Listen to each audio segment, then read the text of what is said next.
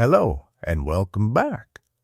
Whether you're here for the first time tonight or you've been with us before, I'm so glad you found your way here. I'm Mr. Dantello, and we've got something special waiting for you. Tonight, we're exploring the unsettling world of abandoned places and lost locations.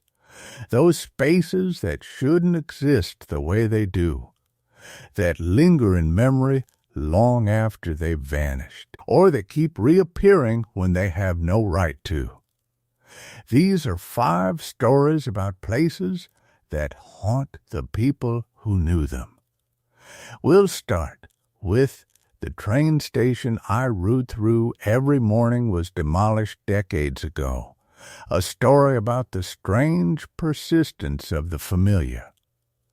Then we move to the subdivision where every street loops back to the same house, where geography becomes something far less predictable. Our third story, I keep finding my childhood bedroom inside the condemned factory, explores the uncanny way the past finds its way into broken places. After that comes the overgrown resort, where the seasons never changed, a place frozen in its own impossible time. And we'll close with my old workplace keeps calling me back to shifts I never worked, a meditation on places that won't let go. If you enjoy what you hear tonight, please leave a like and subscribe. It means everything, and it helps these stories reach others who need them. Now, get yourself comfortable. Settle in, dim the lights if you haven't already, and let yourself relax into the darkness with us. Before we begin, I'd love to know, where in the world are you listening from tonight? And what time is it where you are? Now, let's begin with our first story. Story 1. The apartment remembers its former residents' schedules. I moved into the apartment on a Tuesday. The landlord didn't mention anything unusual, which I should have noted. Most people mention something. A radiator that clanks, a window that won't close, a draft in the northeast corner. But he just handed me keys that felt heavier than they should have and said the rent was due on the 15th. He didn't even tell me about the previous tenants, which I would later understand was the real oversight. The apartment was small, 3 rooms compressed into what had probably been designed for 1, back when the building was new. This was 1970s construction at its most tired. Shag carpeting the color of old pennies, linoleum in the kitchen that curled up at the edges, fixtures that predated me by decades and would likely outlast me. The walls had that particular smell of buildings that have absorbed 40 years of other people's lives. Coffee, cooking oil, dust, and something underneath it all that you can't quite name but recognize the moment you encounter it. I work nights. Security consulting, which is less dramatic than it sounds. Mostly I monitor feeds from my home office, write reports, troubleshoot systems for businesses that can't afford on-site personnel. The money is fine. It meant I could afford this place, which sits on the 3rd floor of a downtown building between a dental office that closes at 5 and a used bookstore that closes at 6. By the time I'm leaving for my shift around 9 in the evening, the building goes quiet. By the time I'm returning around 8 in the morning, it's waking up again. I occupy the thin space between other people's schedules. The first week was ordinary. I unpacked the essentials: a bed frame, a desk, boxes of books I'd been meaning to organize for 2 years. The kitchen had a stove that worked, a refrigerator that hummed continuously, and cabinets made of some laminated wood substance that had separated from the particle board underneath. There was a small window above the sink that looked out onto a brick wall 6 feet away. The view was essentially a study in texture and shadow.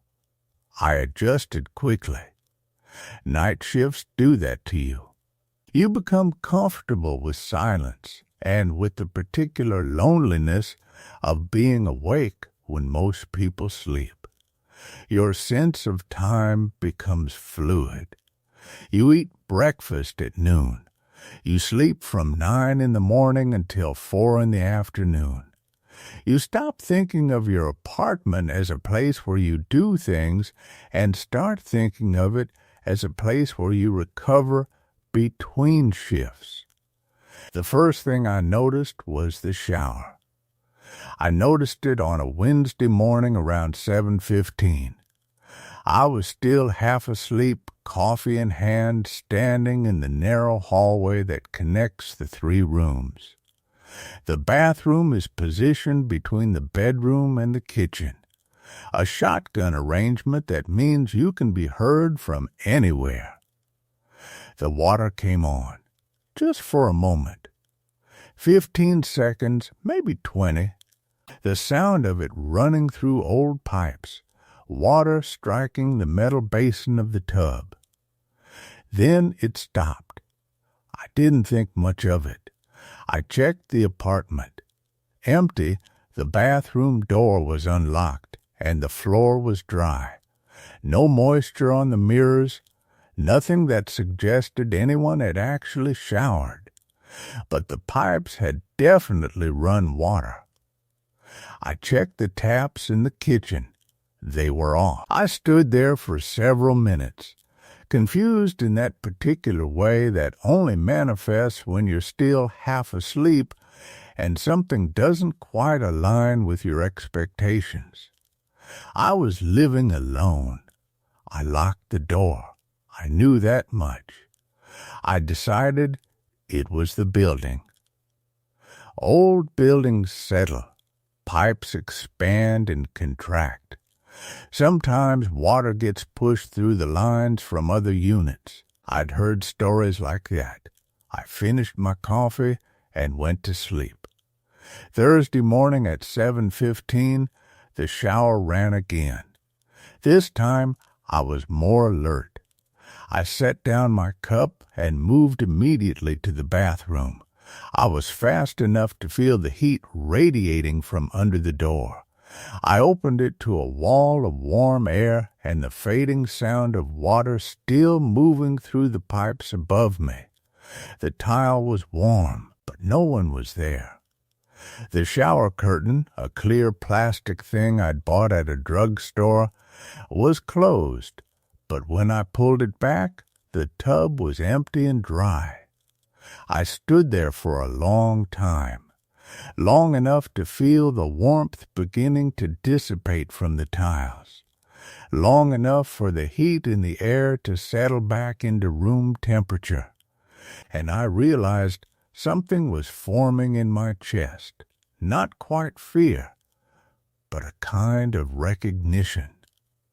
The feeling you get when you know something is wrong, but you haven't yet assembled the evidence to prove it to yourself. I called the landlord. It was 7:45 in the morning, which was inconsiderate, but I needed someone to tell me that old buildings did this, that pipes acted of their own accord sometimes, that there were explanations for things that made sense. He didn't answer. I left a message. He called back 6 hours later around the time I was waking up from my brief sleep, and said he'd never had complaints about the plumbing. He'd owned the building for 3 years. Before that, it had been managed by someone else. The pipes were old but reliable. He'd never experienced anything like what I described. He said this in the tone of a man who was already mentally categorizing me as the kind of tenant who would be high maintenance. I could hear it in the space between his words. I didn't call again. Friday and Saturday the shower came at 7:15 without variation. I waited for it both mornings. I sat in the kitchen with my coffee and listened to it the way you'd listen to a clock. It was brief, deliberate, almost like a greeting, though I knew that was an irrational way to think about something that was almost certainly explicable by the ordinary failures of old infrastructure. But I was beginning to notice other things. The kitchen cabinet above the sink was open on Saturday morning. I don't open it. It's shallow and crammed with mismatched mugs from the previous tenant. At least, I assumed they were from the previous tenant, since they certainly weren't mine. I remember closing it deliberately on Thursday because it hung open slightly and caught the light in a way that was visually irritating. But on Saturday, it was open again. Not dramatically. Just slightly ajar, the way a door is when someone has been in and out of it quickly. I closed it. I made a mental note of the position, latched fully. On Sunday morning it was open again. I stopped drinking coffee at 7 in the morning. I started drinking it at 9, after the shower had run and then some. The routine of my observation became almost ritualistic in itself. I'd wake around 6. I'd move to the kitchen. I'd wait. 7:15. The sound. Water through old pipes.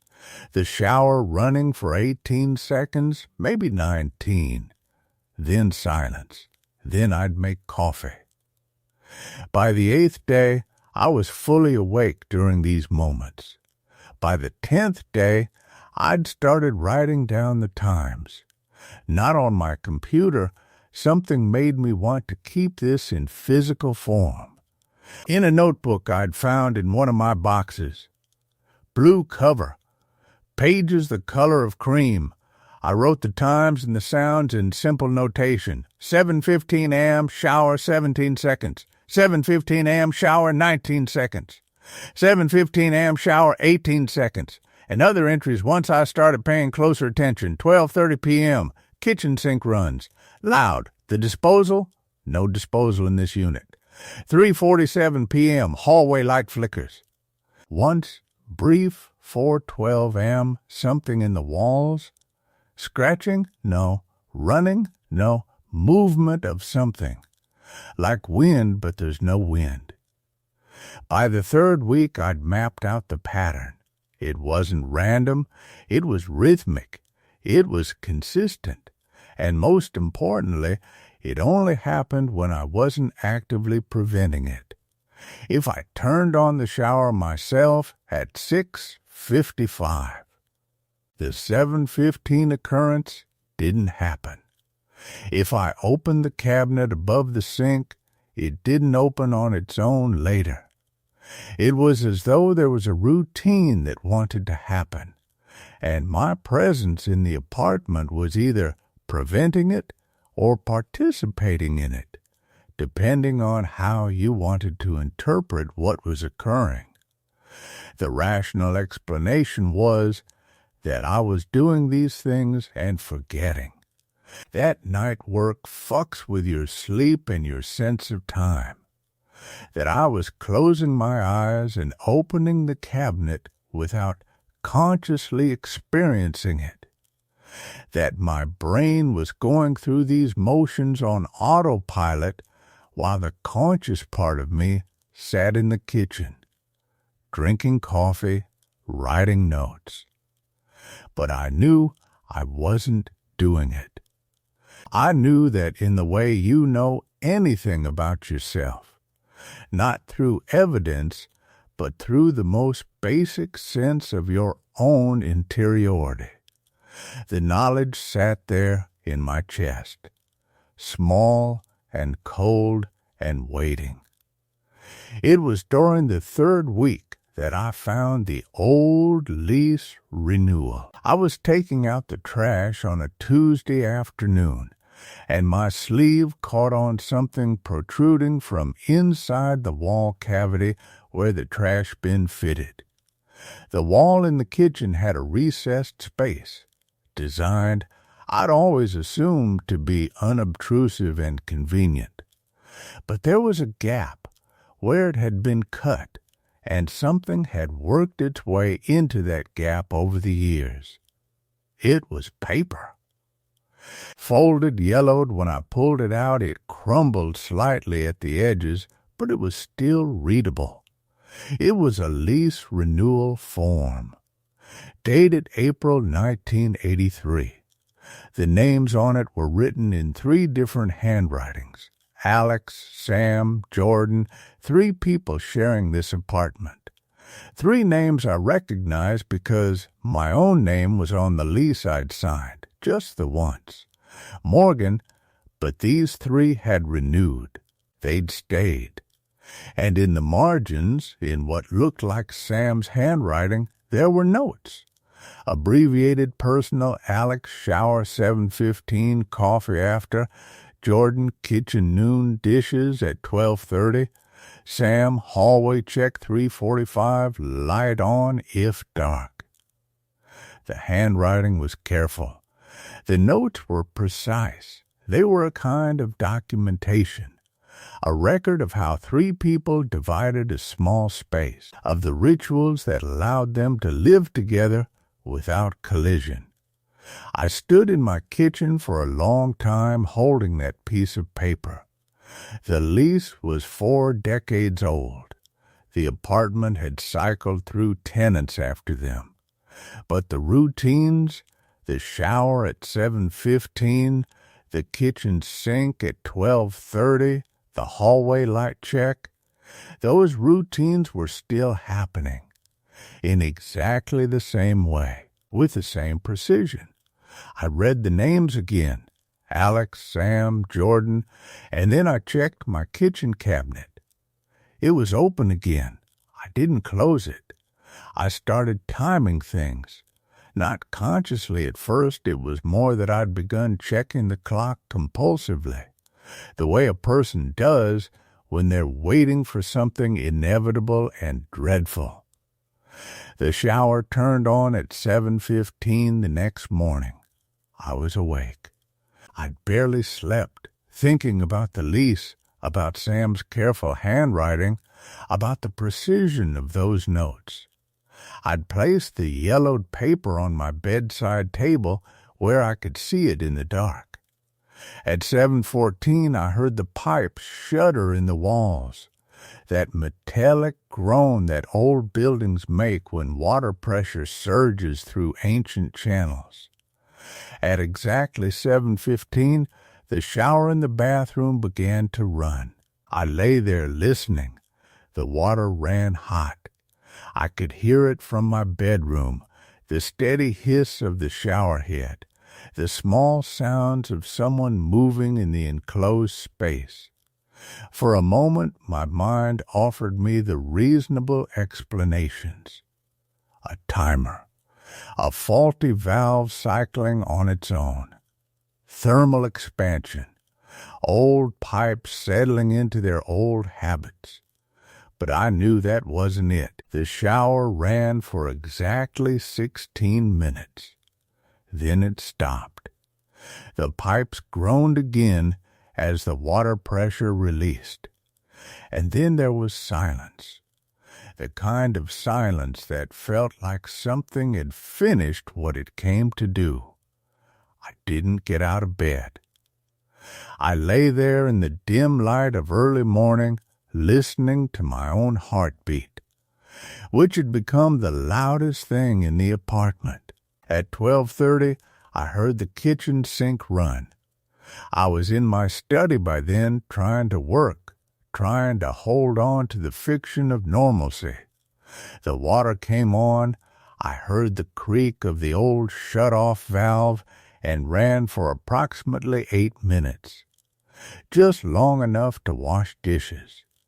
Just long enough to do what Sam's notes had promised. I went to the kitchen and checked. The sink was dry.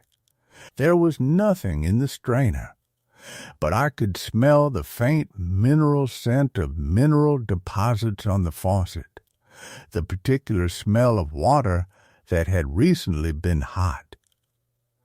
That night, at 3:45, I was in the hallway. I'd positioned myself there deliberately, sitting on the floor with my back against the wall, the lease renewal folded in my lap. I told myself I was looking for an explanation, an intruder, a timer on the lights, some kind of mechanical device I'd somehow missed in 3 weeks of living here. My rational mind was still fighting, still offering me escape routes from what I was beginning to understand. At 3:44, I became aware of a difference in the air. Not a temperature change, it was subtler than that. It was as if the space itself had become heavier, more present. The darkness in the hallway seemed to have texture. The silence seemed to have breath. The hallway light turned on at exactly 3:45. Not gradually, not in the stuttering way of a failing bulb. It came on completely, all at once, flooding the narrow space with a dull amber glow. The old fixture above the entrance to the kitchen, the one I hadn't tested in weeks, the one I'd assumed was dead, suddenly illuminating the hallway with perfect clarity. I remained motionless. I didn't move. I couldn't, because I understood in that moment what Sam had meant. The note in the margins, light on if dark. The hallway check wasn't just a routine. It was a care, a consideration. Someone ensuring that this narrow passage between rooms was never left in complete darkness. Someone checking on the apartment the way a person checks on something they're responsible for. The light stayed on for 47 minutes. I timed it. I sat in that hallway and timed it on my phone, watching the seconds accumulate, understanding with a certainty that had no basis in evidence that something was maintaining the apartment according to a schedule written down more than 40 years ago. When it switched off, again not gradually, but completely, the darkness was so absolute that I had to feel my way back to my bedroom. On the 4th day, I found a second piece of paper. It was in a different location, wedged behind the refrigerator in that thin space between the appliance and the wall where things sometimes slip and disappear. I was retrieving my phone charger, which had fallen back there, and I felt it, another folded piece of paper, this one smaller, more fragile, more recent. When I unfolded it, the ink was fresher. Not fresh, nothing recent could be fresh enough to explain this, but fresher. The handwriting was different from the lease. This was in a single hand. Jordan's hand I somehow knew. It was a kind of chart, days of the week listed vertically, and against each day a series of times with notes. It was meticulous. Obsessive, it was a schedule for the entire week, every shower time, every kitchen sink use, every hallway light check, and more. Notes I hadn't seen in Sam's original notes. Monday, 2 a.m/water dripping. Wednesday, 6:30 p.m., cabinet open. Friday, 9 p.m., bedroom door movement. The handwriting grew more pressed, more forceful as it descended the page. By the end, the pen had nearly torn through the paper. All days, listen to the silence. It has a shape now. We can move through it. I stood in my kitchen, the chart in my trembling hands, and understood that I was reading a record not of life in this apartment, but of something else, a documentation of presence, a catalog of how to exist in a space that was no longer fully theirs, following a schedule they'd established so long ago that the apartment itself had learned to remember. That afternoon, the cabinet in the kitchen was open again, and this time I knew, with the same bone-deep certainty I'd felt on my first day, that I wasn't the one who'd opened it. But I also knew that I had closed it, and I was certain, absolutely certain, that I had locked the kitchen door. The question wasn't how it had opened. The question was, when had I given them the key? I watched the cabinet for a long time, afraid to approach it. The darkness inside seemed deeper than it should have been, and from somewhere within that darkness I could smell something familiar. Coffee, the particular kind with the bitterness of overcooking. The kind I didn't buy, the kind I hadn't bought. At 7:15, the shower turned on again. I stopped trying to convince myself that I was alone. There's a specific moment when denial becomes impossible. It's not a sudden rupture. It's more like standing in cold water. At first you tell yourself it's not that bad, then your body simply refuses the lie. By the evening of the 4th day, my body had stopped accepting explanations. The shower running at 7:15 had become routine. I'd begun to expect it. This was perhaps the most disturbing aspect of what was happening, not the impossibility of it, but the speed with which I'd adapted to the impossible. The human mind is a creature of accommodation. We are designed to normalize. We are built to survive by accepting what we cannot change. But expecting something and hearing it are different things. I was in my bedroom when it happened this time. I'd made a deliberate choice to stay in the apartment that evening, to stop hiding in my car or in the small bodega downstairs. I wanted to understand the shape of this presence through proximity. I wanted to know what lived here with me. The pipes in the walls began their familiar groan, water pressure rising, the steady percussion of the shower head against the tile. Nothing unusual. I'd heard it 4 times now, 4 times in 4 days. Except on this evening, I heard something else. A voice, not speech, not words in any language I could parse, but the unmistakable cadence of human vocalization. Someone singing or attempting to sing under the sound of the water, high and uncertain, the melody fracturing into something almost bird-like, then resolving into something that might have been a lullaby once, before time and repetition had worn away all its meaning. I stood up from my bed. My hands were shaking. I moved into the hallway. The bathroom door was closed. The shower continued. The voice continued. It had developed a rhythm now, a pattern. I could almost recognize something in it.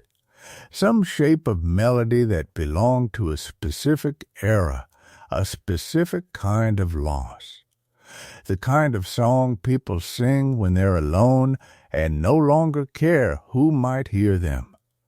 I put my hand on the bathroom door handle.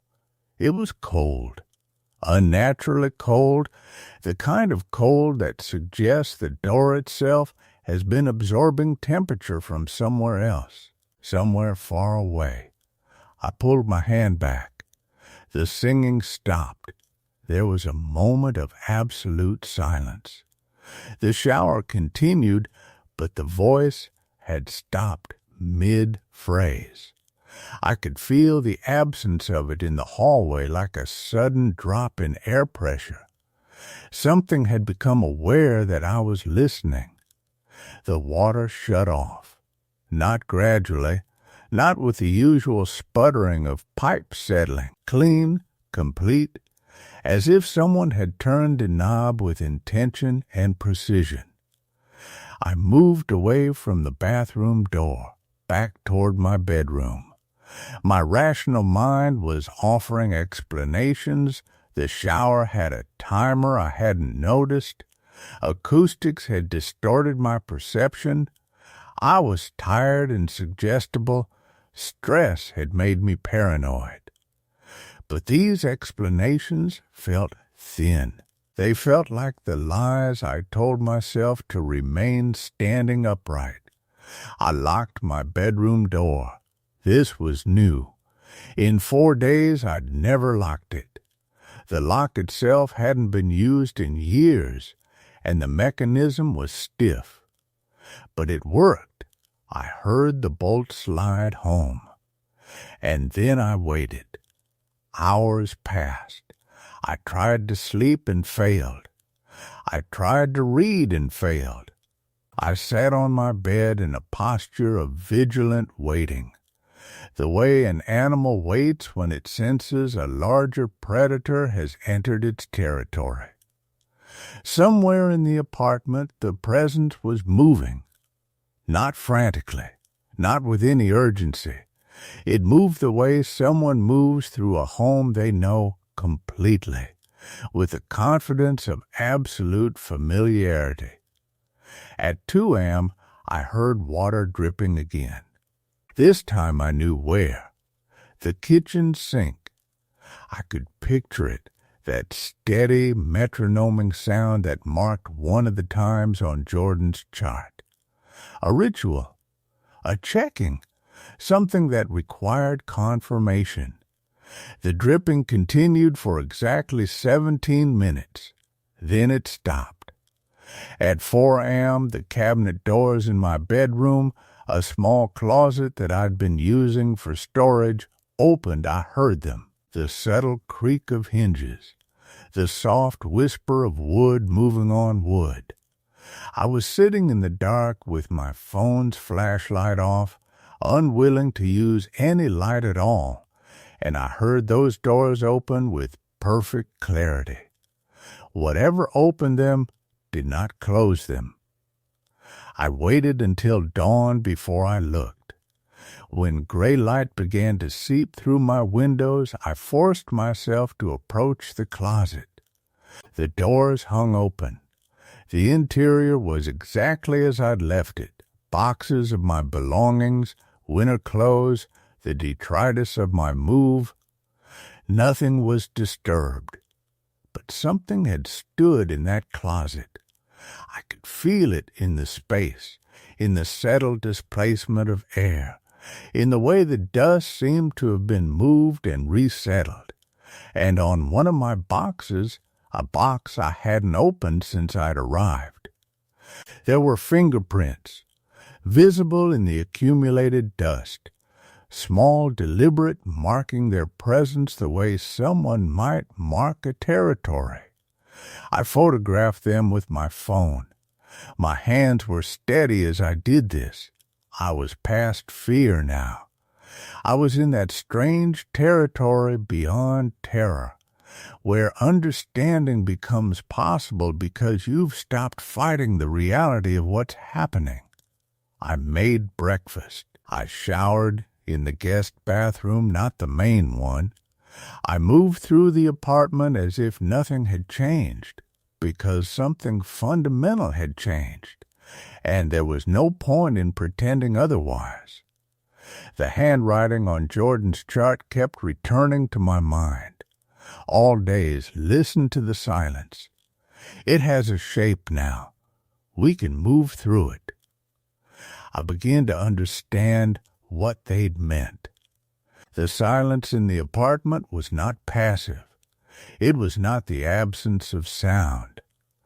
It was the presence of something that had learned to exist in the spaces between audible moments. It had geometry. It had pathways. The appliances had a schedule, yes, but the silence had something more fundamental. The silence had awareness. By the fifth day, I stopped trying to convince myself that what was happening was limited to the apartment's mechanical systems. I stopped looking for rational explanations. And in that surrender, in that acceptance of irrationality, something shifted. I began to hear the silence more clearly. It moved from the bathroom to the kitchen, from the kitchen to the hallway. It would gather in certain corners, the space between the refrigerator and the wall where I'd found Jordan's chart, the closet in my bedroom, the far end of the hallway where the light had stayed on for 47 minutes. It accumulated in these spaces the way fog accumulates in a valley. And as I became aware of its movement, I realized I wasn't just sharing the apartment with a presence. I was being shown something, a path, a way of understanding how to exist in a space that was no longer mine, had perhaps never been mine, might never be again. On the sixth evening, I found myself in the hallway at 7:47. Exactly when the overhead light clicked on. I'd been waiting for it, though I hadn't consciously decided to wait. My body had simply placed itself in the path of this routine, the way a person might stand at a window at the hour when someone they've loved always used to pass by. The light came on, the hallway filled with soft illumination, and in that light I could see the dust motes more clearly. They moved in patterns that air currents alone couldn't explain. They swirled and gathered and dispersed. They created shapes, brief, dissolving geometries that almost suggested forms I recognized. I stood in that light for 47 minutes. By the time it switched off, I was no longer sure which of us was checking on whom. I called in sick to work the next morning, then the morning after that. By the third day, my manager left a voicemail asking if everything was all right. I deleted it without listening to the end. Everything was all right. That was the problem. I'd crossed some threshold in the apartment, and there was no crossing back. The realization didn't frighten me anymore. Fear requires a sense of wrongness, and I'd moved beyond that. This was simply how things were now. The apartment had its rhythms. I had mine. We were learning to exist in the same space without collision. The apartment had remembered its schedules, and in doing so, it had begun to remember me. I stopped leaving the guest bathroom light on at night. I used the main bathroom instead, and the presence there, whatever it was, made room for me. There was a courtesy to it that I hadn't expected. The way the mirror would fog slightly before I even turned on the shower. The way the towel rail would be warm. Small adjustments, accommodations, as if the apartment was learning my preferences the way I was learning its patterns. Jordan's chart remained on my refrigerator. I'd photographed every page, though I still hadn't read it all the way through. There was something about consuming it all at once that felt dangerous. Better to let it reveal itself in pieces. Better to respect whatever ritual of understanding had begun between me and this space. On the 8th day, I made coffee at 6:43 a.m., not because I'd set an alarm, but because something in the apartment's silence suggested it was time. The coffee maker hummed to life with its particular rhythm. The light above the kitchen counter illuminated. By the time the coffee finished brewing, sunlight was beginning to edge through the windows. This was normal. This had always been normal here. I sat at the small table in the kitchen, a table I hadn't used since my first morning, and I looked at the boxes still stacked along the wall. Unopened, untouched, they could wait.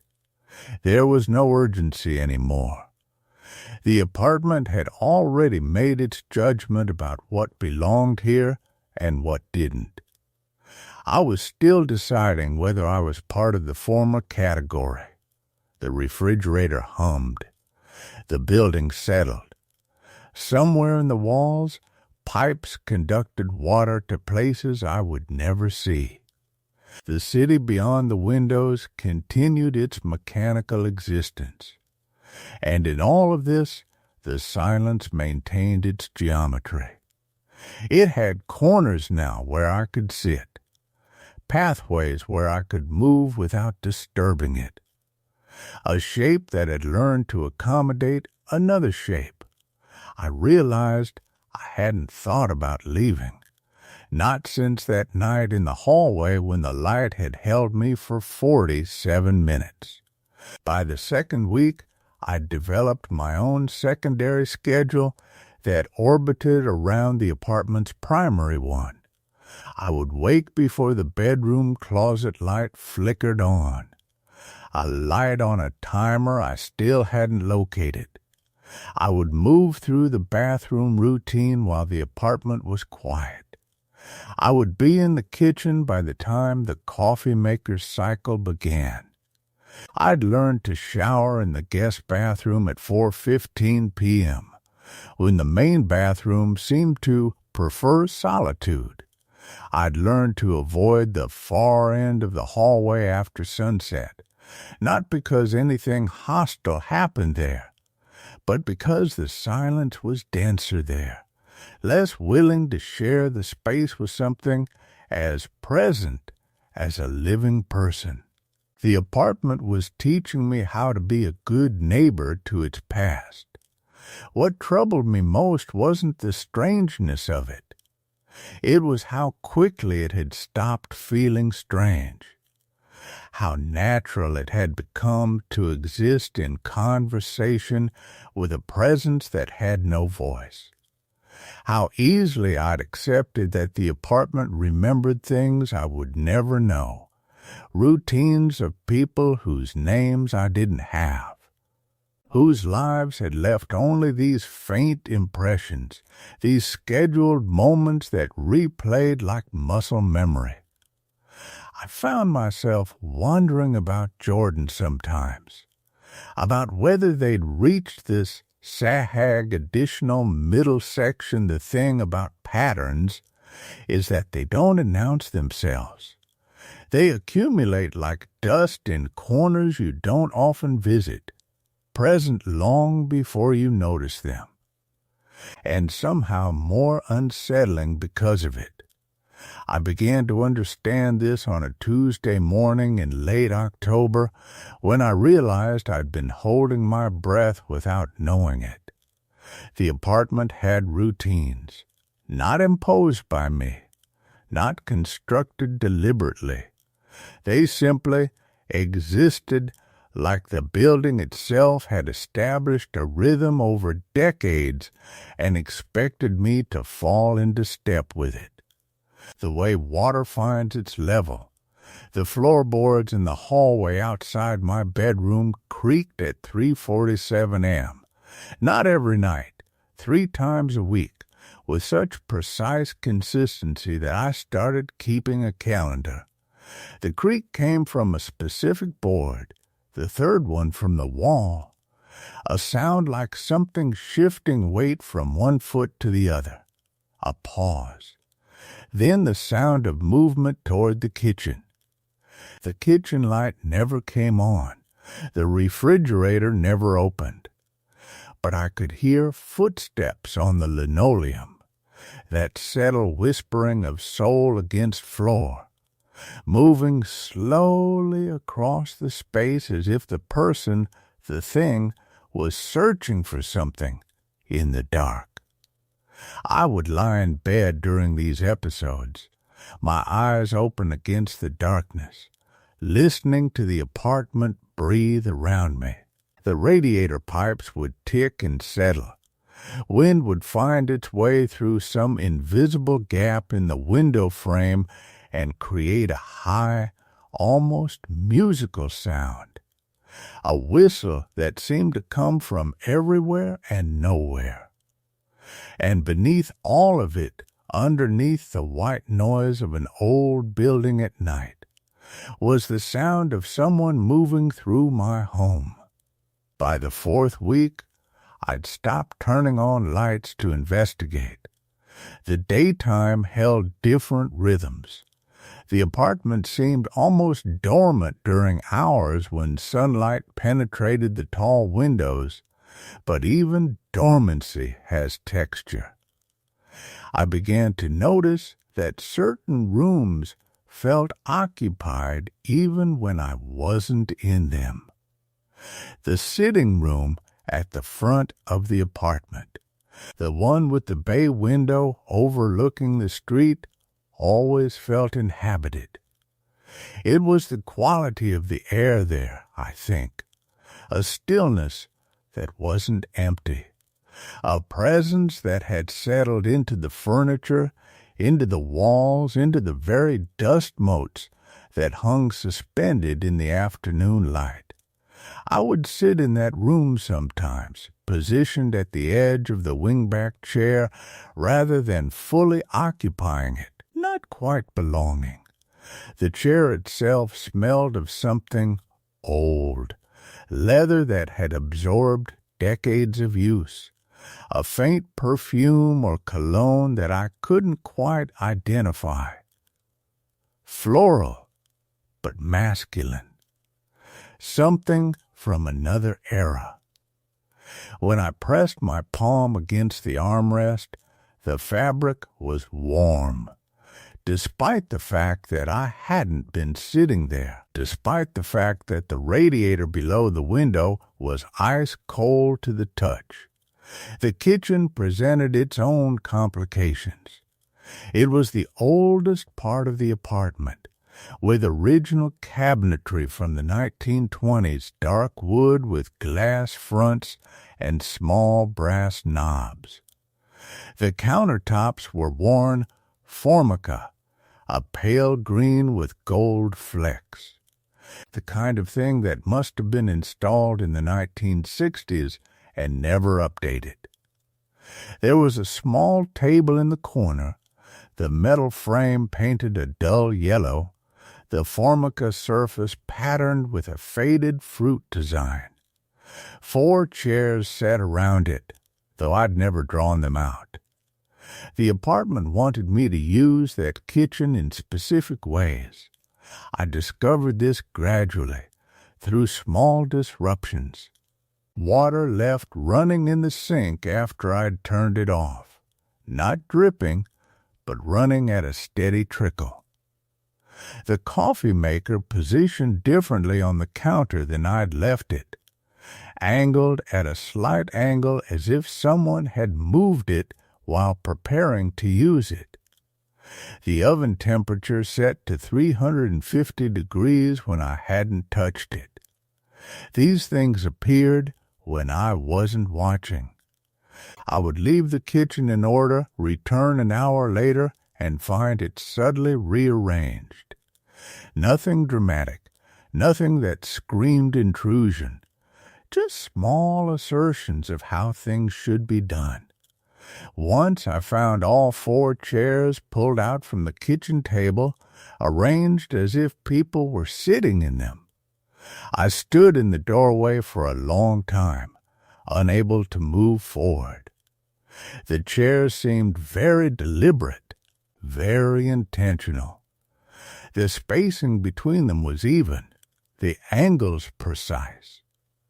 It took me an hour to work up the nerve to push them back in, and even then my hands were shaking enough that I had to grip the wooden backs to steady myself. The bathroom was another space with its own peculiar geography of unease. There was a small window above the sink that looked out onto a narrow alley between this building and the one next door. The window had frosted glass, the kind that distorts shapes without fully obscuring them. I noticed early on that I could see a silhouette sometimes, a figure standing in the window of the adjacent building, positioned at what would be their own bathroom window. I assumed it was a neighbor, but the thing that troubled me was that this figure appeared at regular intervals, always at 6:15 a.m., always at 9:40 p.m. Standing in exactly the same position facing my window, and I began to wonder if it was looking back. The mirror above the sink would fog unexpectedly. Not from shower steam, I'd keep the bathroom door closed while showering, and this would happen on cold mornings when the room was dry. The mirror would simply cloud over, the glass going opaque from edge to edge, and I would see a handprint forming in the center. Just one. Left hand. Fingers pressed firmly against the surface, as if someone were looking at their own reflection, checking something. Assessing, the print would fade after a few minutes, and the mirror would clear, returning to perfect transparency. I stopped looking at myself in that mirror. The hallway between the kitchen and the bedroom was where the temporal distortions felt most acute. The light there never quite behaved normally. There was an overhead fixture, a frosted glass dome that had yellowed with age, and despite the fact that the bulb worked perfectly, the light it produced seemed to arrive delayed somehow. I would flick the switch and count the seconds before illumination would reluctantly spread through the space. 3 to 5 seconds, long enough to feel intentional, long enough that I began to anticipate that lag, pressing the switch and waiting in darkness, knowing light would eventually come. The walls in that hallway were papered with a pattern from decades past, small, repeating diamonds in cream and gold on a background of pale peach.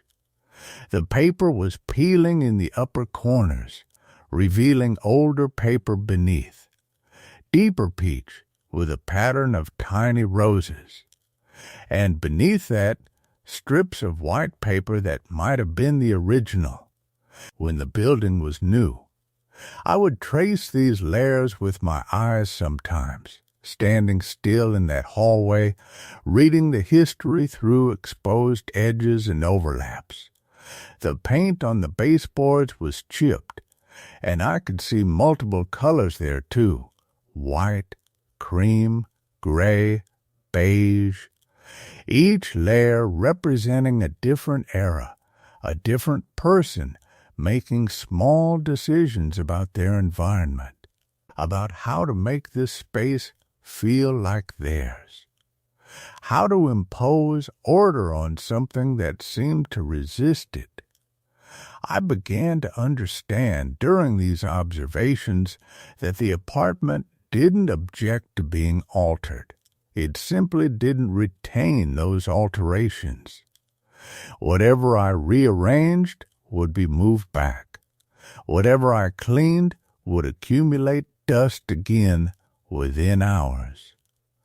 It was as if the space was constantly returning to a default state, not present time, but some specific moment in the past that the apartment remembered more clearly than the present. There was a smell that accompanied certain hours.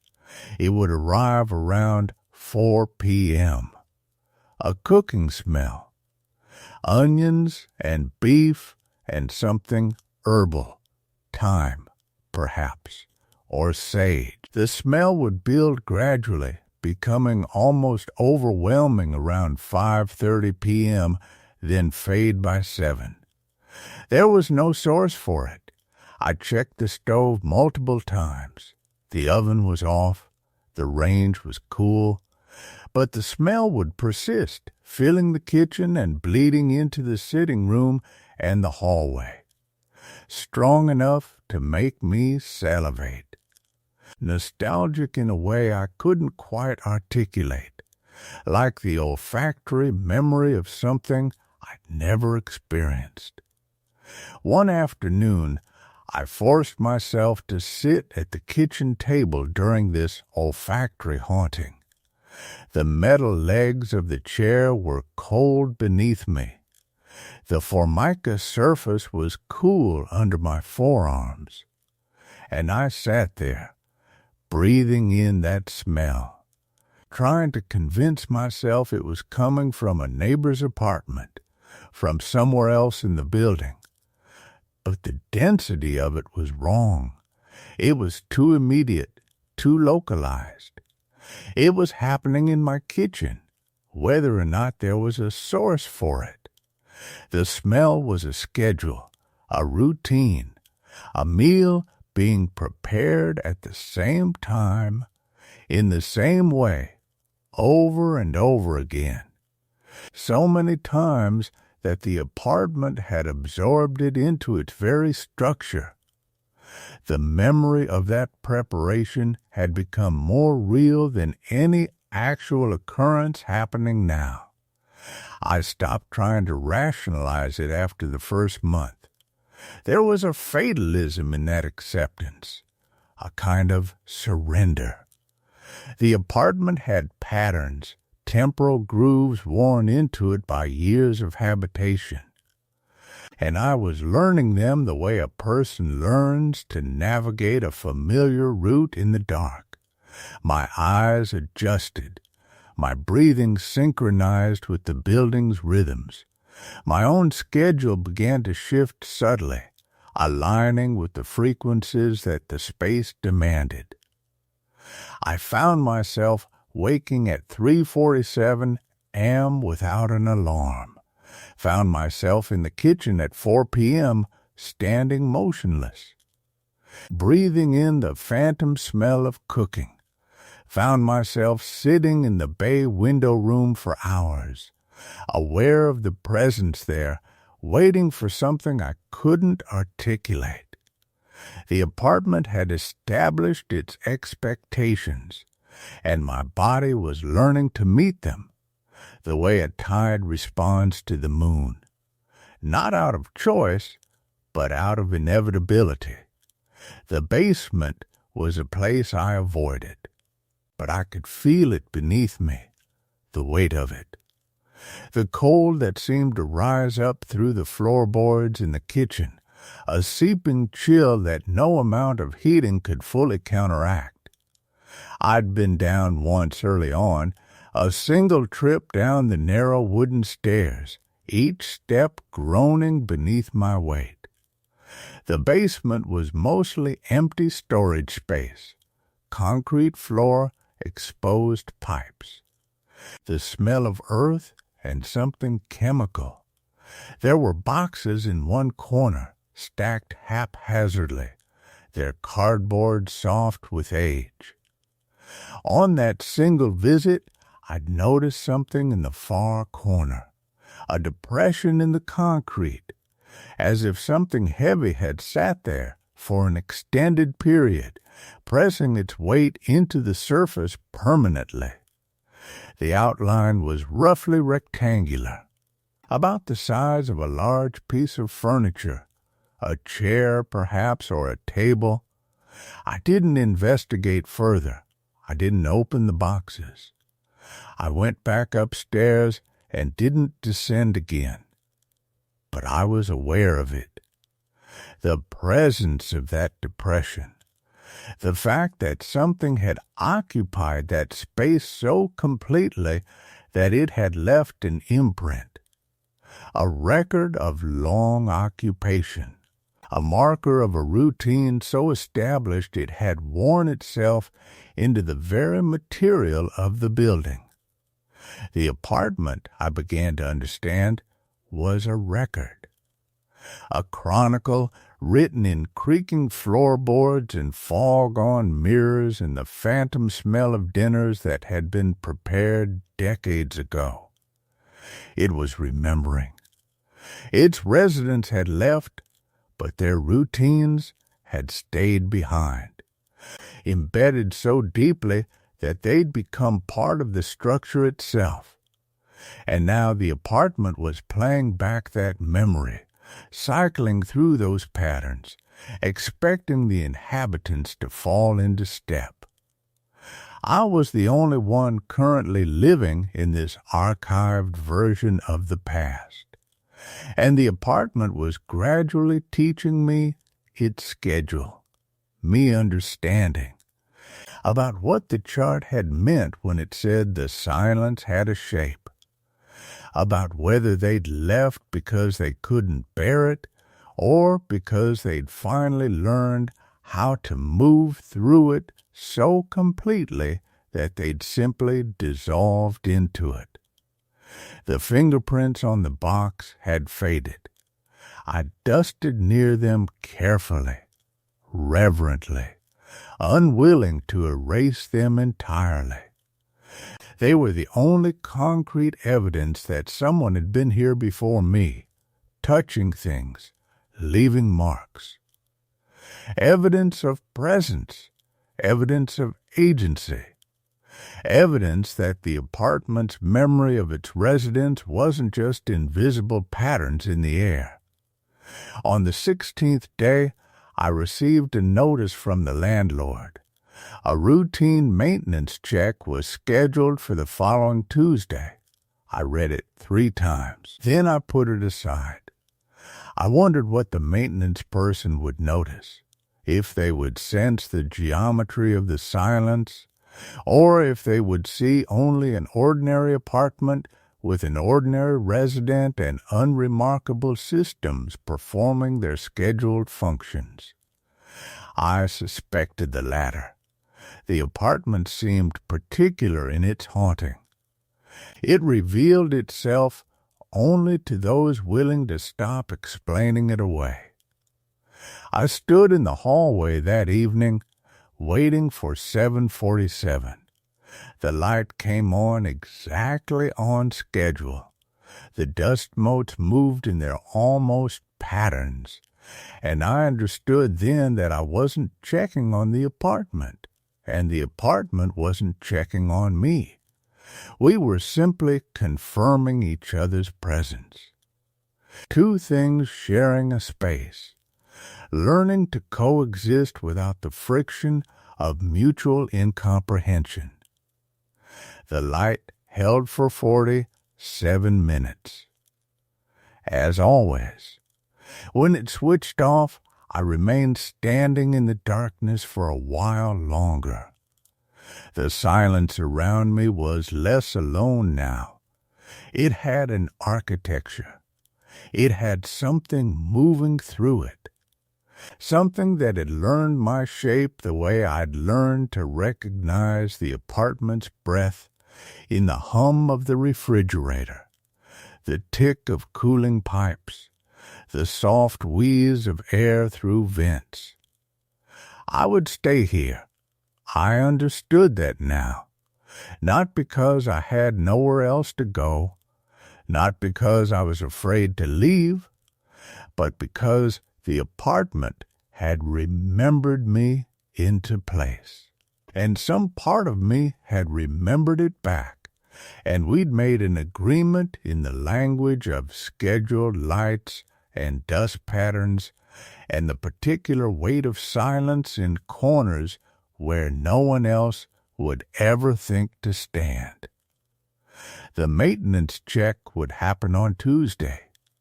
The maintenance person would find nothing wrong. The apartment would show them nothing they needed to know. And after they left, I would return to the hallway at 7:47 and wait for the light and listen to the silence move through its familiar paths. Everything was as it should be. And in that small certainty that this was right, that this was where I belonged, I found something that might have been peace. If peace could exist in the spaces between heartbeats, in the dark behind eyelids, in the dust, thick air of a room that remembers everyone who ever lived inside it.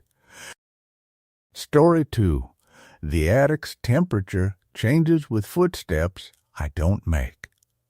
The house was cold in ways that didn't make sense yet. I'd moved into the Victorian 3 months ago. The kind of inheritance that arrives quietly, without fanfare, just a lawyer's letter and a set of keys that felt heavier than they should have. The place had belonged to an aunt I'd never met. Someone distant enough in relation that I'd only learned of her death through the same letter that informed me I now owned 5 stories of deteriorating brick and plaster in the middle of a town I'd never planned to stay in.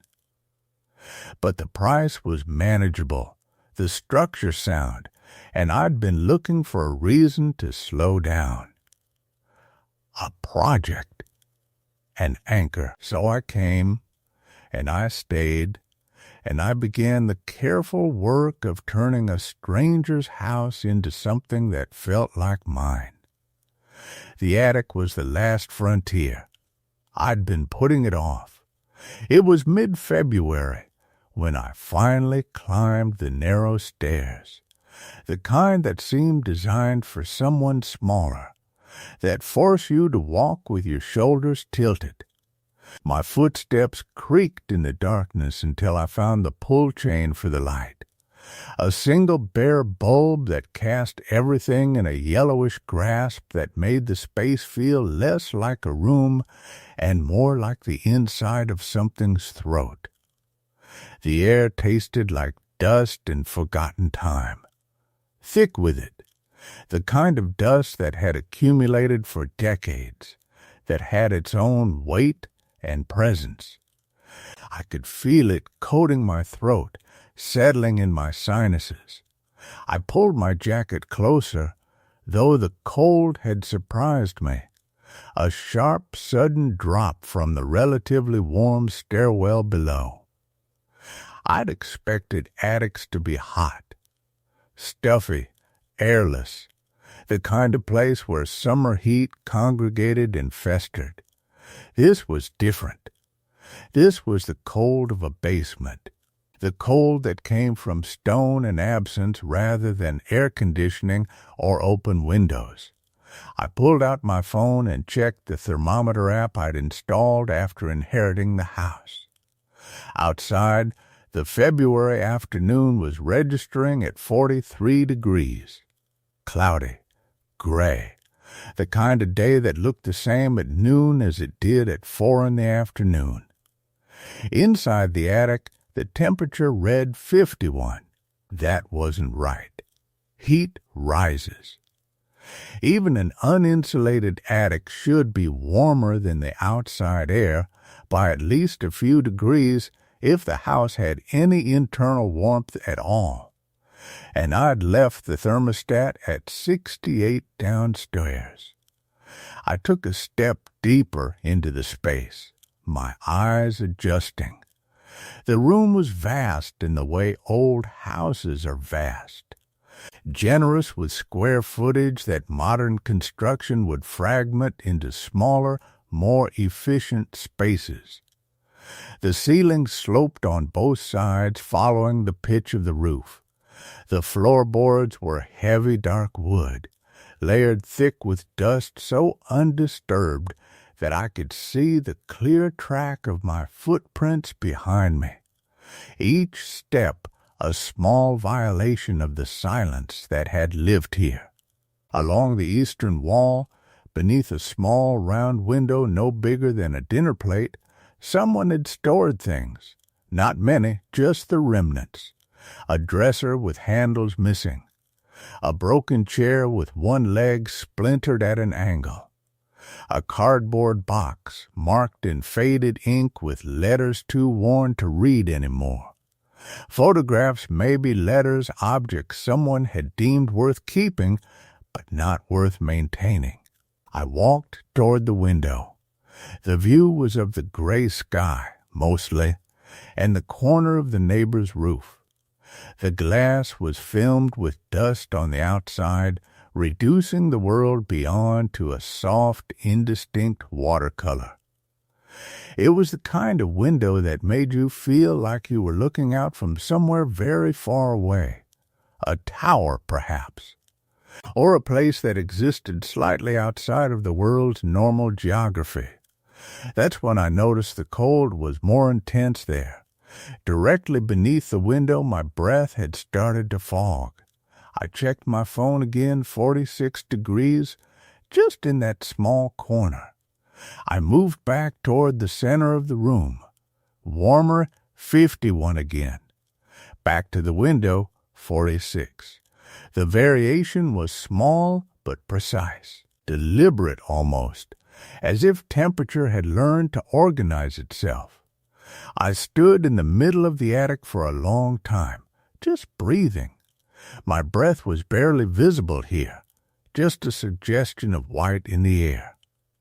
The house was settling around me. I could hear the small sounds of old wood, the ambient creaks that are always present in Victorian homes but seem louder when you're paying attention. I made a note of it in the small journal I'd started keeping when I moved in. Attic cold spot, any corner beneath window. Giddy 5 degrees cooler than the rest of the space. No draft visible. Check later in evening when house temperature drops further. It was the kind of note a careful person makes. The kind of note that sounds, on rereading, like the beginning of something. I didn't go back upstairs until the light had begun to fail, and when I pulled the chain above my head to extinguish the bulb, the darkness that rushed in felt thicker than it should have been, as though it had accumulated while I was there. Pooling in corners, waiting, the cold spot persisted. It became part of my evening routine, a small ritual of checking. I bought a better thermometer, a wireless model with a display unit that I could leave in the attic, a small sensor that would record temperature fluctuations throughout the day and night. I placed it in the any corner beneath the round window, and I left it there. Every evening when I came home from work, I would climb those narrow stairs and check the readings. By the end of the first week, I'd mapped the pattern. The corner stayed cold throughout the day, 46 to 50 degrees, while the rest of the attic fluctuated between 55 and 64. It was consistent, unchanging, not the kind of thing that had an obvious explanation, but also not the kind of thing that was inexplicable. Old houses had strange thermal properties. They had dead spaces, pockets of air that moved differently, drafts that traced paths through walls that were invisible from the inside. I told myself this story enough times that it began to feel true. But something else was happening too. Something I was noticing in the margins of my awareness. The way you notice a sound before you realize you're hearing it. It was March when I first heard the footsteps. I was in the kitchen on a Tuesday evening, late past 10, and I just settled into a book with a cup of tea when the sound came from above. Slow, deliberate, a single step, then a pause. Another step. The sound of someone walking across the attic floor with intention. Each footfall clear enough to hear despite the layers of house between us. My hand froze halfway to my mouth. I listened for almost a minute, waiting for another footstep. The house was silent in a way that felt active, as if it were holding its breath. Then, unmistakably, another step. Slow, measured, moving deeper into the space above me toward the center of the house. I told myself it was an animal. Raccoons, perhaps. They could make surprising sounds, could seem almost bipedal in their movements when they walked. I pulled out my phone and typed raccoon attic sounds into the search bar. The results showed me videos of animals scurrying, of rapid little feet, of chatterings and aggressive sounds. Not this. Not this slow, deliberate pace. I climbed the stairs. The attic was exactly as I'd left it. Dust undisturbed except for my own footprints from the evening before. The wireless thermometer showed 47 degrees in the corner. The bare bulb cast its yellow grasp over everything. Nothing was out of place. I stood there for a long time, waiting. The silence felt full now, occupied, when I finally descended. I made another note. Heard footsteps 10:14 p.m. Slow pace. Only 2 steps audible before ceasing. No visible source. Check for animal intrusion. No signs of entry visible. But I knew already that it wasn't an animal. The knowing came quietly, not as a sudden revelation, but as a slow recognition of something that had been true all along, waiting for me to arrive at the conclusion on my own. Something was walking in my attic. Something that moved with a measured, deliberate pace. Something that followed a path as if following a map. The temperatures rose and fell with the footsteps. I noticed this over the course of the next 2 weeks. On nights when I heard the walking, the thermometer readings in the corner would shift.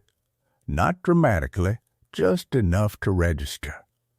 A degree or two warmer, or sometimes a degree or two cooler, as if the presence of whatever was walking through that space altered the physical reality around it, leaving temperature signatures like breadcrumbs. March became April, and I became more careful in my observations. I started keeping the thermometer display unit downstairs, in my bedroom, so I could monitor the readings without having to climb the stairs. I began to track the timing.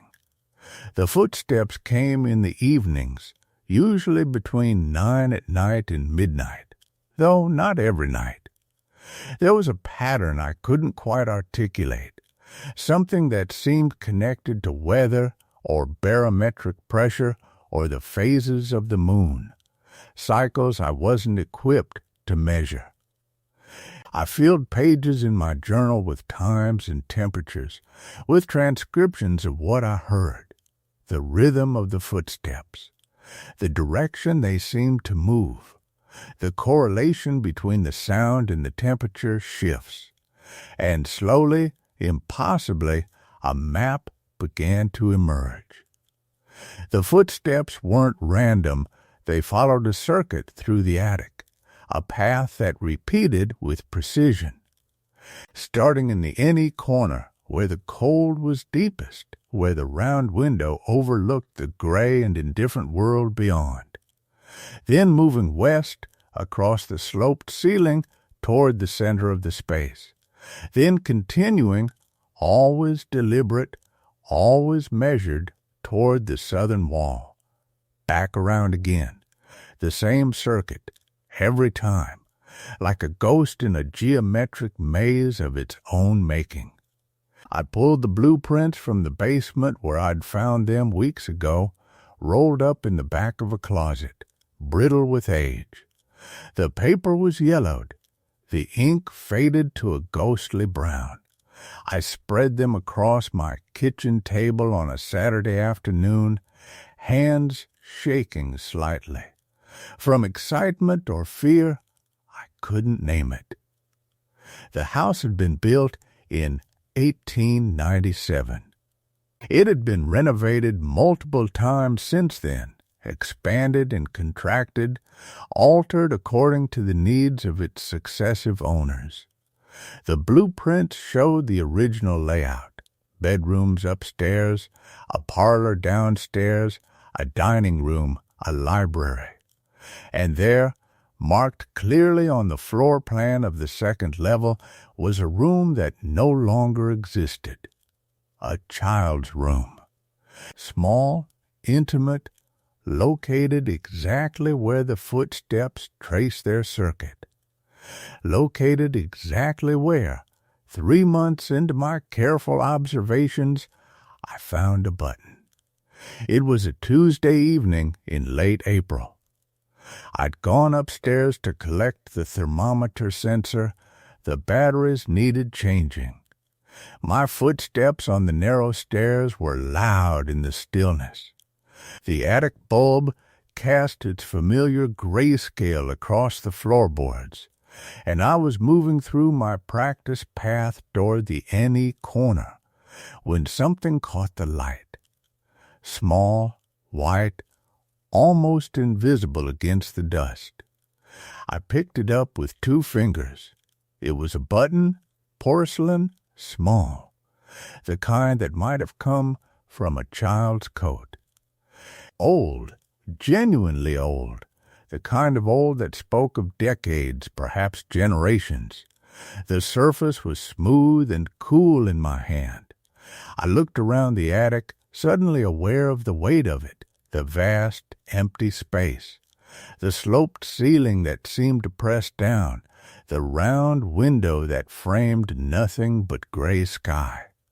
I made a note in my journal: found button, porcelain, child size. Location, approximately 8 feet south of the NE corner window. Date, April 23. Origin unknown. Button is consistent with late 19th or early 20th century manufacture. Then I set it carefully on the dresser with the missing handles on the eastern wall beneath the window. That night I heard the footsteps again, slow, deliberate, tracing their circuit through the space where a room used to be. And for the first time, I understood that they were searching for something. The button disappeared on the morning of April 24th. I found its absence the way you notice a sound that has stopped, not by looking for it, but by sensing the place where it should have been. The dresser was exactly as I'd left it. The window still faced northeast. The dust on the wooden surface remained undisturbed except for the small circle where the button had rested, a negative space that seemed to mock my careful documentation. I stood there for 10 minutes, turning slowly, searching the floor. Nothing. I checked my notes twice, certain I'd written the correct location. April 23rd. 8 feet south of the NE corner window. Eastern wall. I had been precise. I was always precise. That night I added a new line to my journal, button relocated or removed. No evidence of disturbance, unknown cause. The footsteps continued. They had become almost friendly by then, a rhythm I'd learned to anticipate, to track with my eyes closed. Tuesday and Thursday nights, primarily, though occasionally on a Saturday, always between 11 p.m. and 1 in the morning, always tracing the same invisible boundary of what the blueprints promised had once been walls. But something had changed. On the night of April 28th, I felt the temperature shift differently. I'd brought a second thermometer into the attic, a handheld device this time, calibrated to within half a degree. I kept it on the dresser beside my notes, and I'd begun comparing its readings to the sensor mounted near the stairwell. They usually agreed. The attic was consistently 54 degrees Fahrenheit, cold but stable, the temperature of a place that had settled into its own deep climate. The reading on April 28th was 48 degrees, not gradually, not a slow decline I might have missed. The sensor near the stairs still showed 54 degrees, but the air immediately above the dresser, the spot where the button had been, was 6 degrees colder. I moved the thermometer to different locations and traced a rough map in my head. The cold spot was localized, confined to roughly a 3 by 3 foot area. It had no obvious source. The window was not open. There was no ventilation, no draft, no logical explanation. The footsteps walked through it that night at 12:17 a.m. I was awake. I'd taken to staying in the attic after dark, sitting in the far corner, away from the path they traced. I watched them pass through the cold spot without hesitation, without pause. The footsteps were unhurried, patient. They traced the boundary of the missing room slowly, almost gently. When they reached the spot where the button had been, they stopped. For 12 full seconds there was silence. Then a single creak, not a footstep, but the sound of weight shifting, of something settling. Then the footsteps resumed and completed their circuit. I did not sleep that night. By the second week of May, the cold spot had grown. It now occupied nearly half the attic space, extending from the eastern wall almost to the center of the floor. My thermometer readings ranged from 48 to 51 degrees within that zone. The rest of the attic remained 54 degrees, as though the cold occupied a distinct and deliberate geography, and it was only present after dusk. I knew this because I began measuring at different times.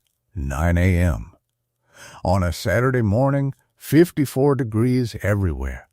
2 p.m., uniform. 4 p.m., still uniform. But at 7 p.m., as the light outside faded to that particular shade of blue-gray that precedes true darkness, the temperature would begin to shift. It happened gradually, like a photograph developing. By 8 p.m., the cold zone was established. By 10 p.m., it had reached its full extent. By midnight, it was deeper.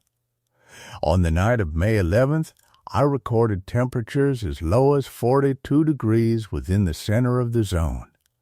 I had wrapped myself in a blanket and sat with my thermometer, taking readings every 5 minutes. The pattern was undeniable. The cold intensified as the night deepened, peaked sometime around 1:30 a.m., then gradually receded. By 4 a.m., the entire attic had returned to 54 degrees. I found myself wondering if the footsteps had a temperature of their own. If, when they walked through that cold zone, they were walking through a presence that had accumulated cold the way certain things accumulate dust, or years, or memory. The rational part of my mind, the part that had pursued science and documentation and careful observation, insisted there had to be an explanation. A hidden vent, a thermal anomaly. Something about the building's structure, the way heat moved through it, the age of the insulation. The rational part of my mind was very insistent. But the rational part of my mind had not found the button. And the rational part of my mind could not explain why, on the night of May 17th, I found 3 more buttons. They were arranged in a line on the dresser, the same dresser where I'd placed the first button. They had not been there at 6 p.m. when I arrived. They appeared, as far as I could determine, sometime between 8 p.m. and 10 p.m. in the interval when I'd gone downstairs to make tea. 3 buttons, all porcelain, all old, all small enough to have belonged to a child's clothing. One was white, like the first. The second was pale blue, so pale it was almost gray, the color of winter sky. The third was a translucent amber, the color of old glass of things preserved. I photographed them with my phone before touching anything. Then I documented their position in my journal, measured their spacing exactly 2 inches apart with mathematical precision, and recorded the time of discovery, 10:17 p.m. That night, the footsteps were different. They walked faster. The circuit was tighter, more deliberate. And they paused for longer intervals, not just at the point where the buttons rested, but at several locations throughout the attic. The pattern suggested searching, thorough, methodical, the kind of searching someone does when they have lost something precious and have decided not to stop until it is found or returned. I did not retrieve the buttons. I left them where they were, arranged in their perfect line, and I waited to see what would happen next. By morning, they were still there. In daylight, with the sun filling the attic in shades of pale gold, they looked like artifacts in a museum. Precious historical, belonging to a past that had finally decided to reach into the present. In my journal I wrote, 3 additional buttons found. Origin unknown. Timing of placement uncertain. Configuration suggests intentional arrangement. The presence is no longer avoiding observation. The presence is demonstrating. I did not write what I was beginning to suspect, that the presence was not trying to haunt the attic. It was trying to tell me something. And with each passing night, it was becoming more insistent about being understood. The 4th button appeared on May 20th. I nearly stepped on it. It was on the floor near the storage trunk. The old cedar chest I'd opened only twice since arriving, positioned directly in my path as though it had been placed with deliberate care. White, like the first. Identical in size and material. When I picked it up, my fingers came away dusty, but the button itself was clean, as though it had been held recently, as though someone had carried it and set it down with intention. I added it to the arrangement on the dresser, but I did not photograph this one. I did not measure its position with the same precision. By now, I was past documentation in the traditional sense. The rational framework that had sustained me through the temperature anomalies and the footsteps was crumbling, and I was beginning to understand that precision would not bring me answers. Precision was a language the presence was not speaking. That evening, I made a decision that I can only describe as deliberate contact. I placed a piece of paper next to the button arrangement, ordinary white printer paper, nothing ceremonial about it. On it, I wrote a single question in careful handwriting: "Who are you?" I was not expecting a response. I thought the act itself might be enough, an acknowledgement that I understood something was occurring, that I was no longer attributing the phenomena to drafts or settling timber or the ordinary creaks of an aging house. The footsteps began at 11:47 p.m. They were frantic.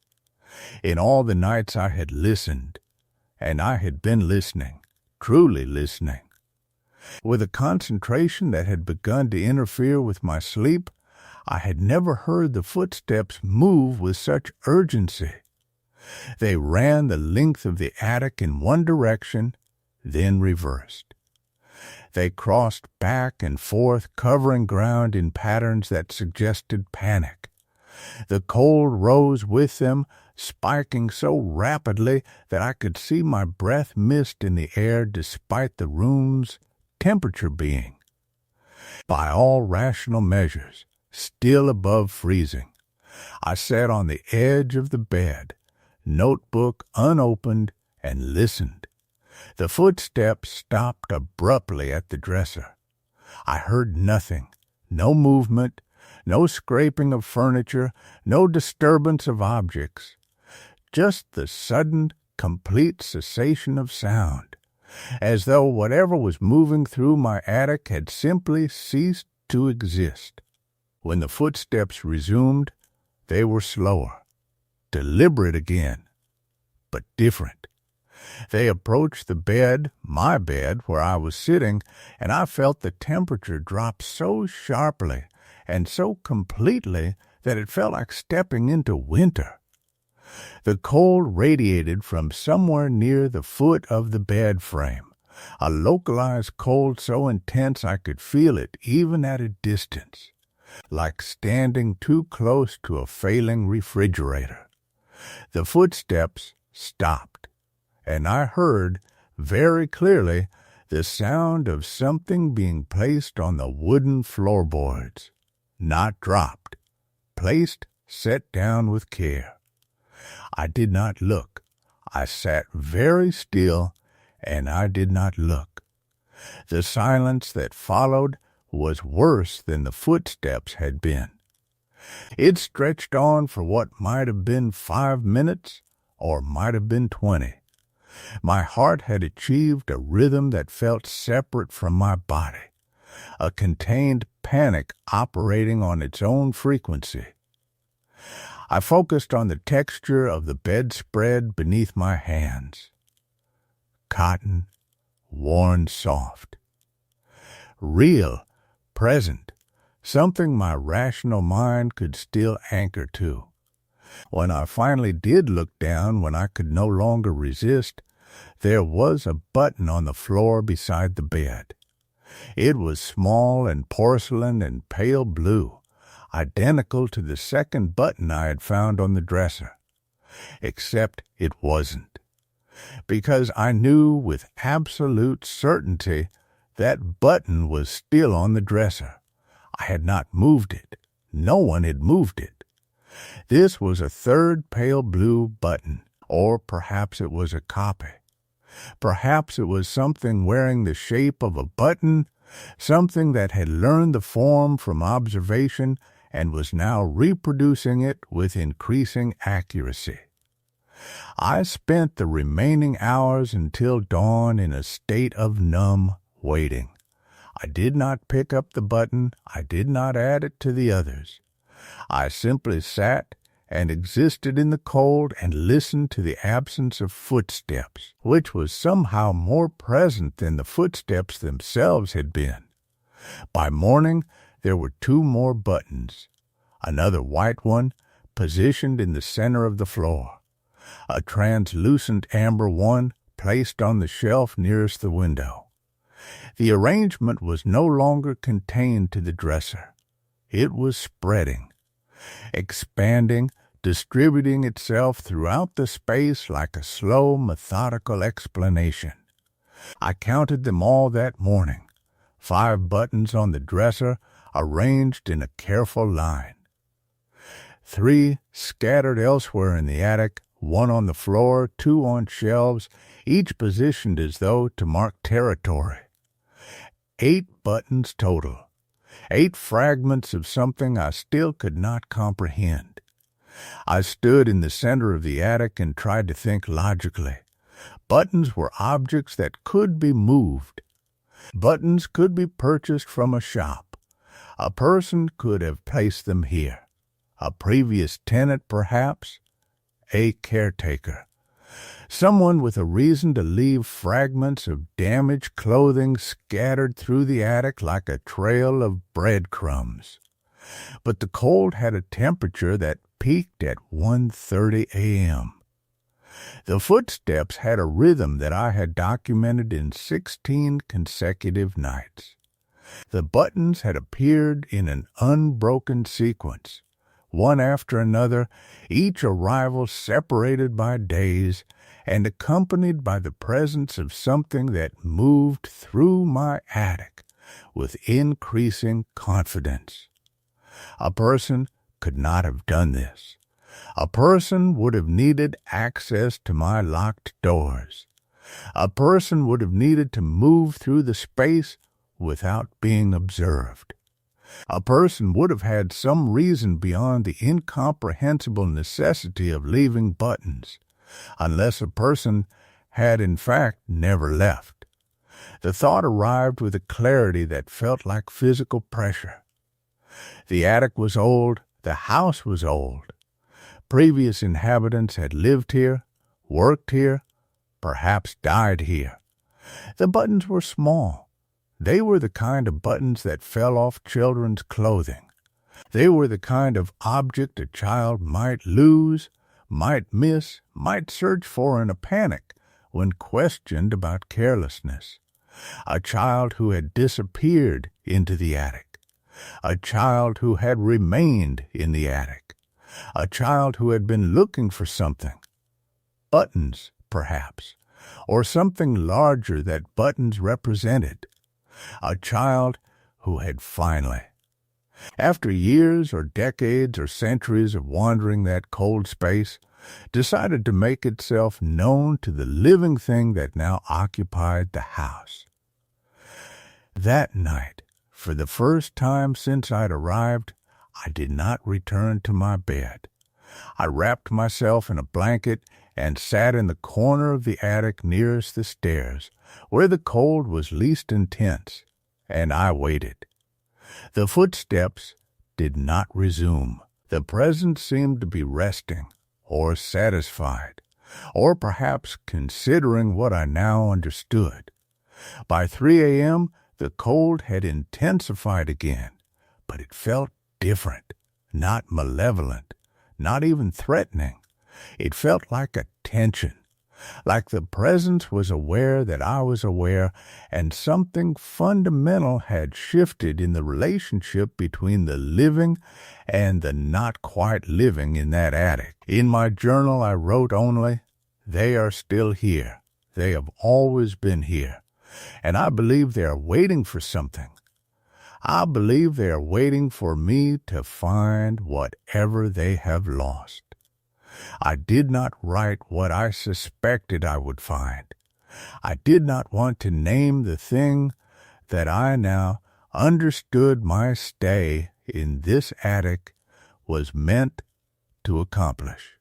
But as dawn broke over the roofline and pale light began to fill the space once more, I stood and began to look more carefully at the attic structures, the corners and crevices, the places where small things might hide, the places where something precious, once lost, might wait to be found again. The footsteps had stopped, but I had not finished listening. The search consumed 3 days.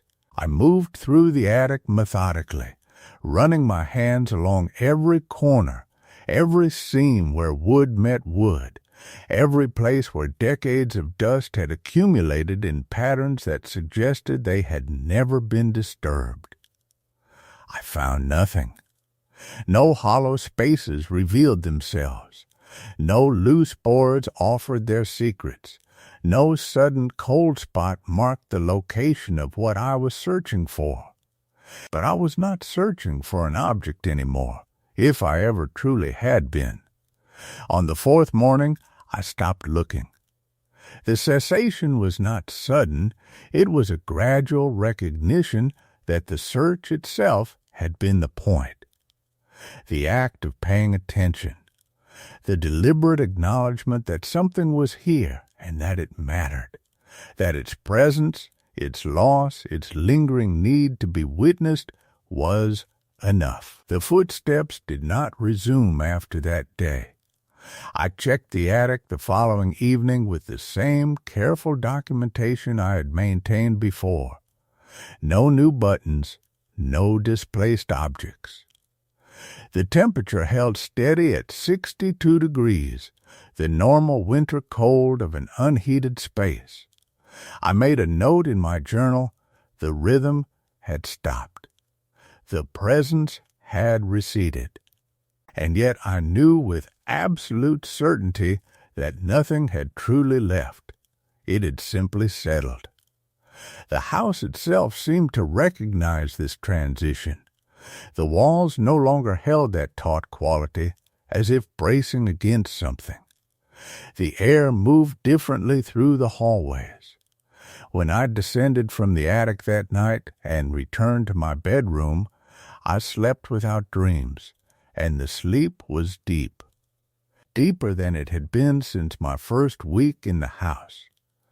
The next morning I made coffee and sat at the kitchen table, which faced the window overlooking the overgrown garden. Frost had formed overnight, turning the wild grasses silver. I found myself thinking about the previous tenant, the one whose belongings still occupied certain corners of the basement. I had not yet explored that material thoroughly. I had been distracted by the attic, but I wondered now if I should. Instead, I opened my laptop and began searching property records. The house had been built in 1887. It had changed hands 17 times. The names and dates blurred together until I found a record from 1956 that mentioned a family named Storling. They had lived here for 12 years. The record noted they had left the property in good condition, though there was a brief notation that seemed to have been added later, in different handwriting, unforeseen circumstances. That was all. No elaboration. No explanation of what those circumstances might have been. I clicked through several more records. The house had stood empty for 18 months after the Storlings left. Then it had been purchased by a couple who stayed for 4 years before selling. The pattern continued. Short tenures, quick sales, people moving through this space as if it were temporary, despite some of them signing leases meant to last years. Only I had stayed. Only I had begun to listen. I closed the laptop and returned to the window. The frost was beginning to melt. The garden grasses were darkening again. The world outside was moving into afternoon, ordinary and unremarkable, and I felt the weight of my own continued presence in the house with new clarity. Living with it was different than documenting it. That evening, I returned to the attic one more time, not to search, but simply to exist in that space with full awareness. I sat on the floorboards in the center of the room, and I waited. No footsteps came. No cold descended. The presence remained invisible, but I could feel it in the way the silence held weight, in the subtle shift of air that suggested attention, in the absolute certainty that I was not alone. "I'm still here," I said aloud. The words sounded small in the large space, but I did not feel foolish. I'm not leaving. The temperature did not change. No response came. But something in the quality of the attic's stillness shifted, and I understood it as an acknowledgment. I stayed in that attic for another hour, not speaking again, simply sitting. When I finally stood to leave, my knees stiff from the cold, I noticed something on the floorboards near the stairs. A single button, white, with 2 holes, the kind that might fall from a child's coat. My breath caught. I knelt to examine it. The dust around it was undisturbed. It had not been there when I entered the attic. I was certain of this with the same certainty I had felt about everything else in this house, the kind of certainty that requires no verification because it exists at a level deeper than evidence. I picked the button up. It was light, almost weightless. I turned it over in my palm. There was nothing remarkable about it. It was simply a button, small and ordinary, the kind you could buy in any shop for pennies. I placed it in my jacket pocket. The next morning I found another button on the kitchen counter. It had not been there when I went to bed. This one was dark blue. I picked it up and held it beside the white one. They were different sizes, different colors, different materials, one bone, one plastic, different eras, different origins. I began to understand. The buttons were not a trail anymore. They were not markers in a sequence that I was meant to follow toward some revelation or discovery. They were something else entirely. They were small gestures of coexistence. They were the evidence of the attic's inhabitant saying, "I am still here. I acknowledge that you are here. We share this space now." By the end of the first week, I had found 7 more buttons. They appeared in unlikely places, on the bookshelf in my bedroom, in the bathroom sink, on the windowsill, tucked into the corner where the living room wall met the floor. I began collecting them in a small glass jar that I kept on my nightstand. Each new button was its own small shock, its own acknowledgment of the presence that continued to move through my house with patient inevitability. But the pattern was different now. The buttons came slowly. Days separated them, and with their appearance came no cold, no footsteps, no disruption of the natural order. They simply manifested, small and quiet, a whisper rather than a voice. I adjusted my life around this. I developed routines. Mornings I made coffee and sat at the kitchen table. Afternoons I worked on minor repairs to the house, fixing a loose floorboard, repainting the hallway, clearing the garden of its most overgrown weeds. Evenings I read by the fireplace or went through boxes of items left by previous tenants, creating a catalog of what had been abandoned. At night, before sleeping, I would check the jar on my nightstand and count the buttons. 11 now. 12, 13, the house settled deeper into winter. The temperature dropped. Snow accumulated on the roof and refused to melt even in weak afternoon sunlight. I purchased better insulation, had the furnace serviced, hung heavy curtains in the windows. The cold was manageable now, expected, almost comfortable in its consistency. I realized I had stopped thinking of the presence as something separate from the house. It was part of the structure itself, as essential as the foundation or the framework. It was what made the house a home rather than simply a building I occupied. The weight of its history, the persistent echo of what had transpired within these walls, the refusal of the past to remain past, these were not violations of the space. They were its true nature. In my journal, I wrote less frequently now.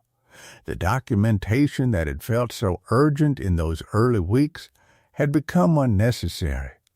I understood the patterns. I accepted them.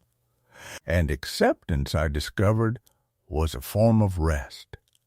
The jar of buttons grew. By February, I had stopped counting. The buttons continued to appear, though their frequency had stabilized into something almost predictable, one every 3 or 4 days, placed in new locations as if the presents were a chase tag, additional middle section. The attic had its own temperature map, I realized after the 3rd week.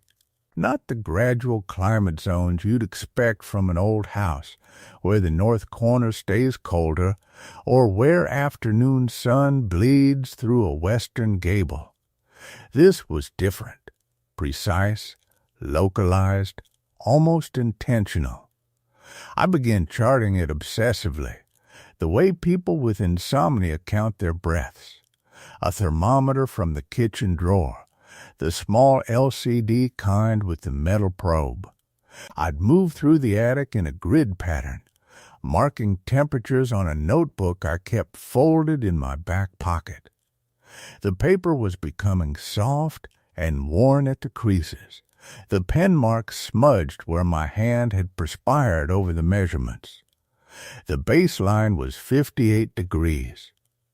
Consistent, that was the temperature I found in the corners, along the eaves where the roof insulation was thickest, near the sealed window that looked out over the backyard.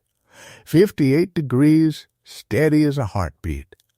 But the center of the attic, the open space where old boxes were stacked, where I'd been hearing the footsteps, that space fluctuated. Sometimes it read 64. Sometimes 71. Once, I swear, I saw it spike to 76 before dropping back down again. The changes happened when I wasn't moving, when I stood absolutely still, holding my breath. The air itself felt different in those zones. I can't explain it without sounding delusional. But texture has a meaning I never understood before living in this house. Cold air has a certain crystalline quality. It makes your nostrils tight, your breath visible. This was something else. Warm air that felt almost humid, almost dense, like standing near a heating vent in winter when the house is struggling against the cold. Except there was no heating vent. The fax system didn't reach this far up. I'd stand at the boundary between zones, moving my hand back and forth, feeling the transition. Real or not, the sensation was unmistakable. There was a line, a demarcation between what belonged and what didn't. The sound of the attic at night changed too. Older houses settle. Wood contracts and expands with temperature shifts. I'd read enough to know that. But the creaks and groans started to develop a pattern. They'd emanate from the center first, that warm zone, and radiate outward. Slow, deliberate, like something moving through the structure itself. Not scurrying, not the panicked movements of an animal, something methodical, something that knew where it was going. I stopped sleeping much. The bedroom below felt suffocating. I'd lie there listening to the attic, my wife beside me. She slept somehow, and I could feel the weight of the space above, the presence of it. Not just the physical mass of wood and insulation and nails, but something else, an occupation, a use. The sense that the attic was inhabited by something that kept its own schedule, that didn't care whether I slept or woke. The smell came next. Or maybe I'd been smelling it all along and only then noticed it. A staleness that wasn't quite decay, nothing organic about it, closer to the smell of a room that's been sealed for decades. Dust and old air and something mineral, like when you open a very old book and inhale. It was strongest in the warm zones. The temperature didn't change the smell's intensity, but it seemed to carry it differently. In cold air, the smell lay heavy on the floor. In warm air, it rose. I could taste it in the back of my throat when I breathed through my mouth. I started spending longer periods up there. Not investigating anymore, that phase had passed. Observing, becoming accustomed. The way you learn to live with a neighbor's habit that at first irritates you, but eventually becomes part of the rhythm of your days. Except this wasn't habit. This was something active, something that was learning my presence the same way I was learning its patterns. The floorboards were old pine, warped in places. They had a particular squeak pattern depending on where you stepped. I'd learned them all. Learned which boards held silence and which would sing under your weight. The footsteps I heard didn't follow my patterns. They had their own path, a route that connected the center zones, that moved from the warm area near the boxes to the warm area near the far corner, where old furniture was draped in sheets. The furniture had been here when we bought the place. We hadn't bothered removing it. Sometimes I'd position myself to listen for those footsteps.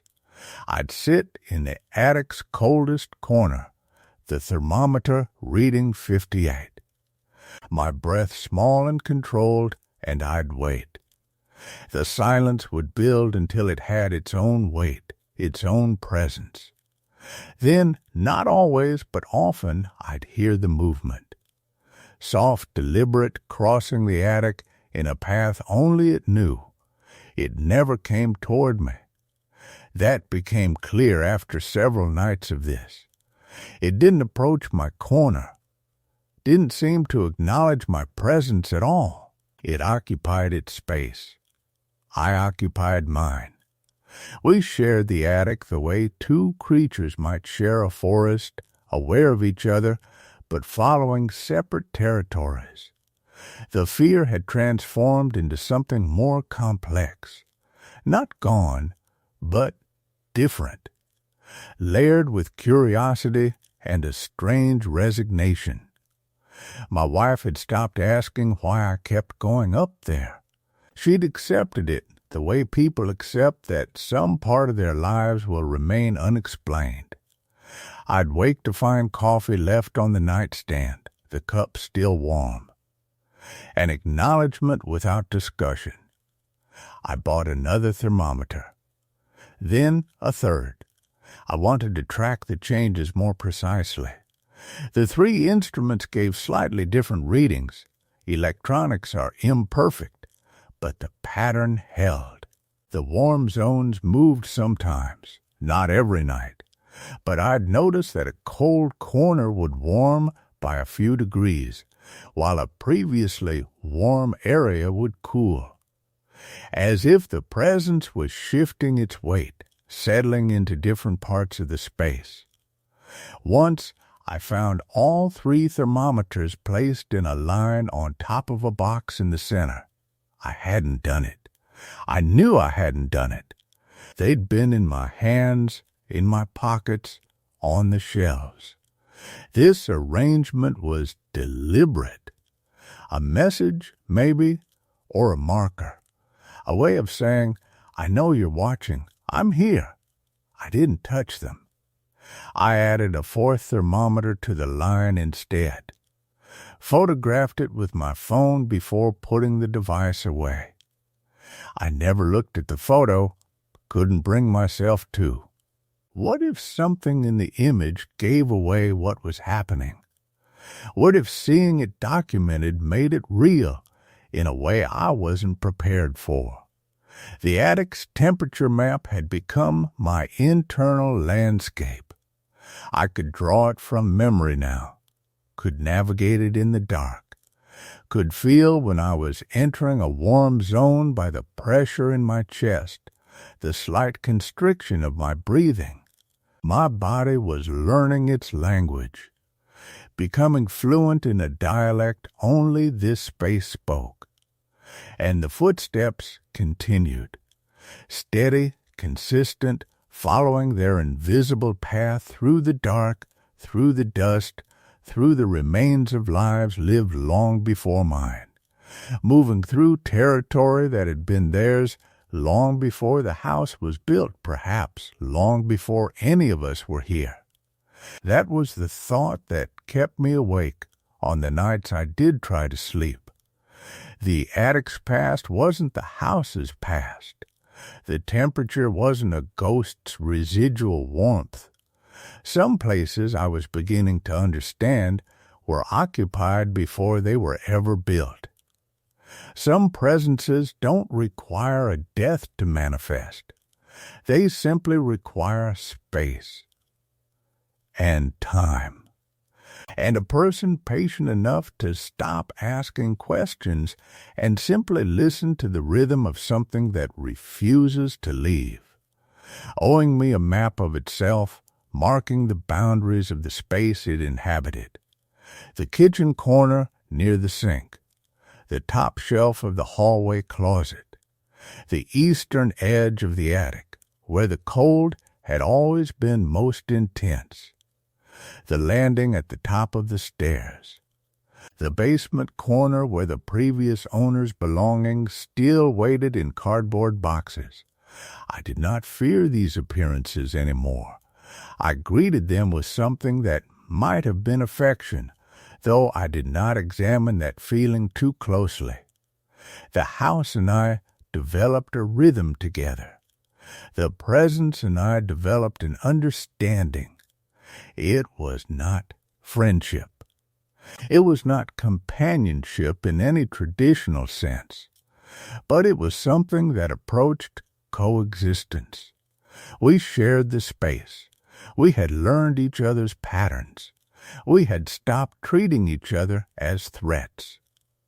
One evening in late February, as snow began to fall again and the world outside grew quiet and white, I sat in the living room with a cup of tea that had gone cold. The house was silent around me.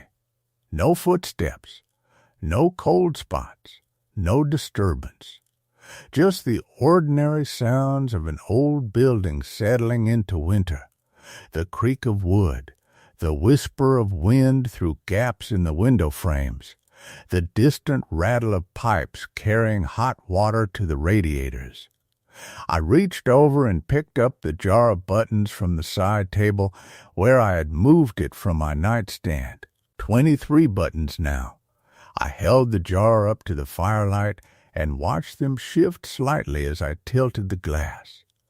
They caught the light differently, some glinting dully, some seeming to absorb the warmth and glow softly, each one small and particular and utterly ordinary, each one a message from something that refused to be forgotten.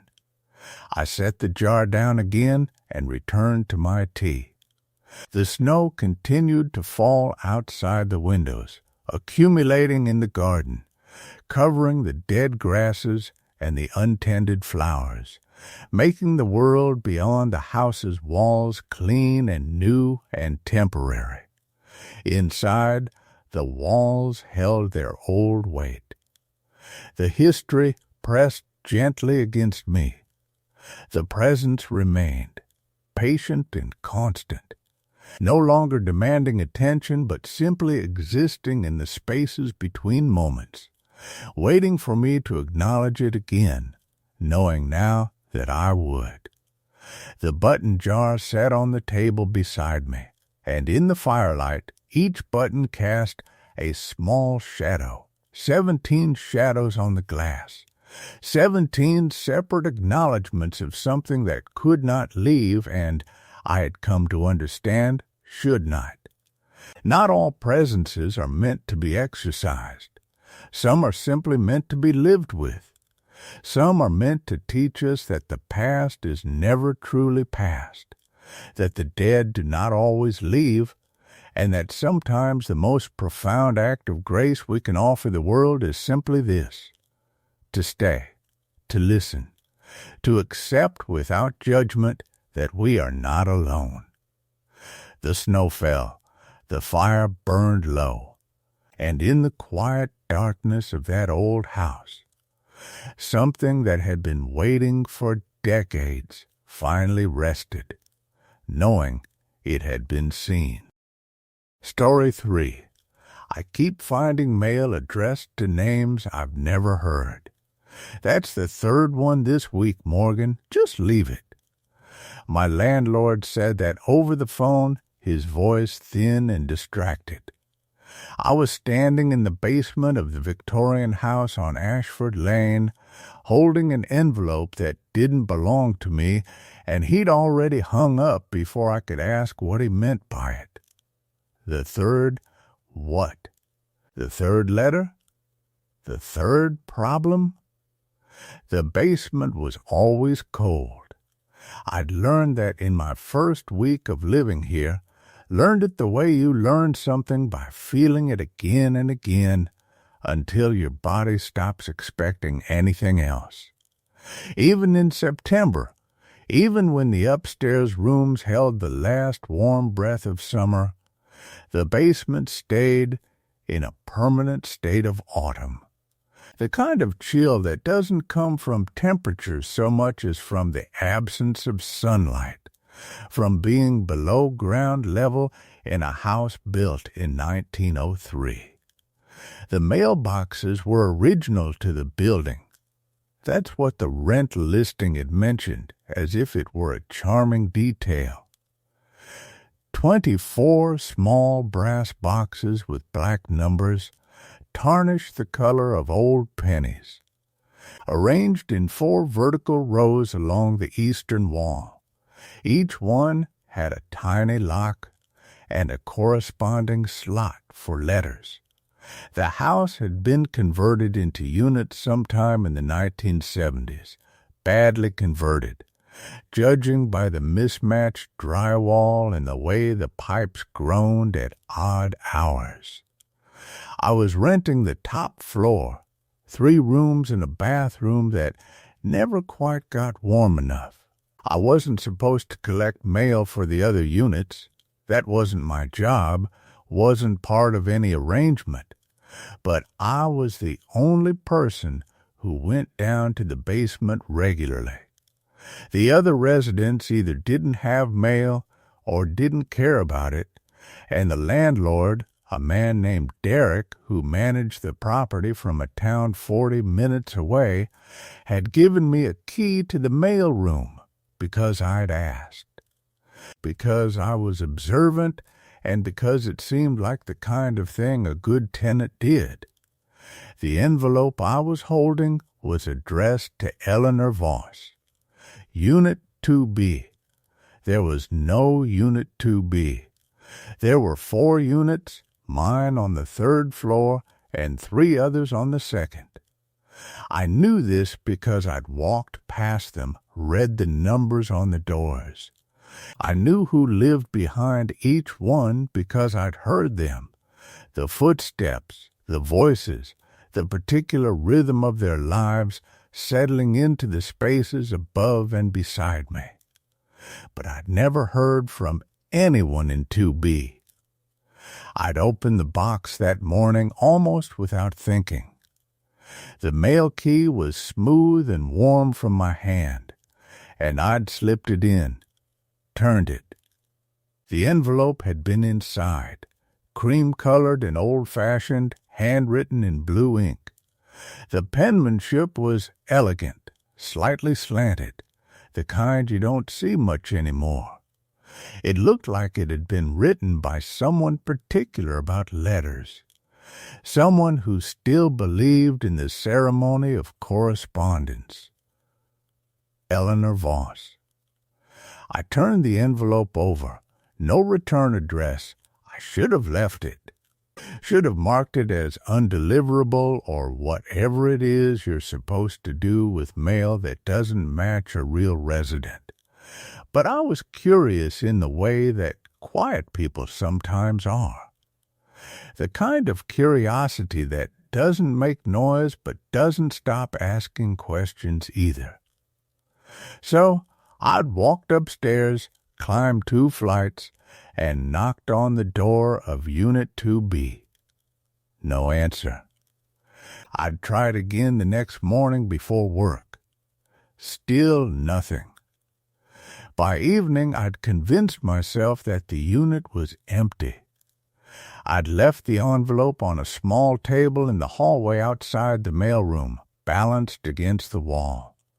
If the person came to collect it, they would. If they didn't, well, then it wasn't my responsibility. But the next week, another envelope arrived for Eleanor Voss. And then 2 more came, both on the same day, both addressed in the same handwriting. I had set them aside without opening them, arranging them in a small pile on the folding table where the mailroom landlord had once left receipts and notices. Then I'd forgotten about them, or tried to. The way you try not to think about something that doesn't quite fit. Something that nags at you in the way that small, unsolved things do. The basement smelled like concrete and old paper, like the particular staleness that comes from a place where nothing moves and nothing dries. There was a furnace in the corner, its metal skin painted institutional beige, and a washer and dryer that nobody seemed to use. A few cardboard boxes were stacked along the western wall, falling apart with age, labeled in marker and handwriting I didn't recognize. The fluorescent light overhead hummed in that constant attention-seeking way that fluorescents do, casting everything in a pale, slightly sickly glow. I'd taken to spending time down here. Not intentionally, not at first. It had started with needing to check the mail, then it became a thing I did in the evenings sometimes, coming down to sit on the old wooden bench near the window well and read. The silence was different here, quieter than quiet. The kind of silence that has texture to it, has weight. The window well let in a thin ribbon of streetlight, and in the evenings that light would change from gold to gray to nothing as the sun descended. I could see the feet of passers-by on the sidewalk above, the lower halves of people walking dogs, carrying groceries, hurrying home from wherever they'd been. Something about watching only their lower halves, only the mechanical motion of legs and shoes, made them seem both very real and very distant at the same time. Today, though, I wasn't here to sit.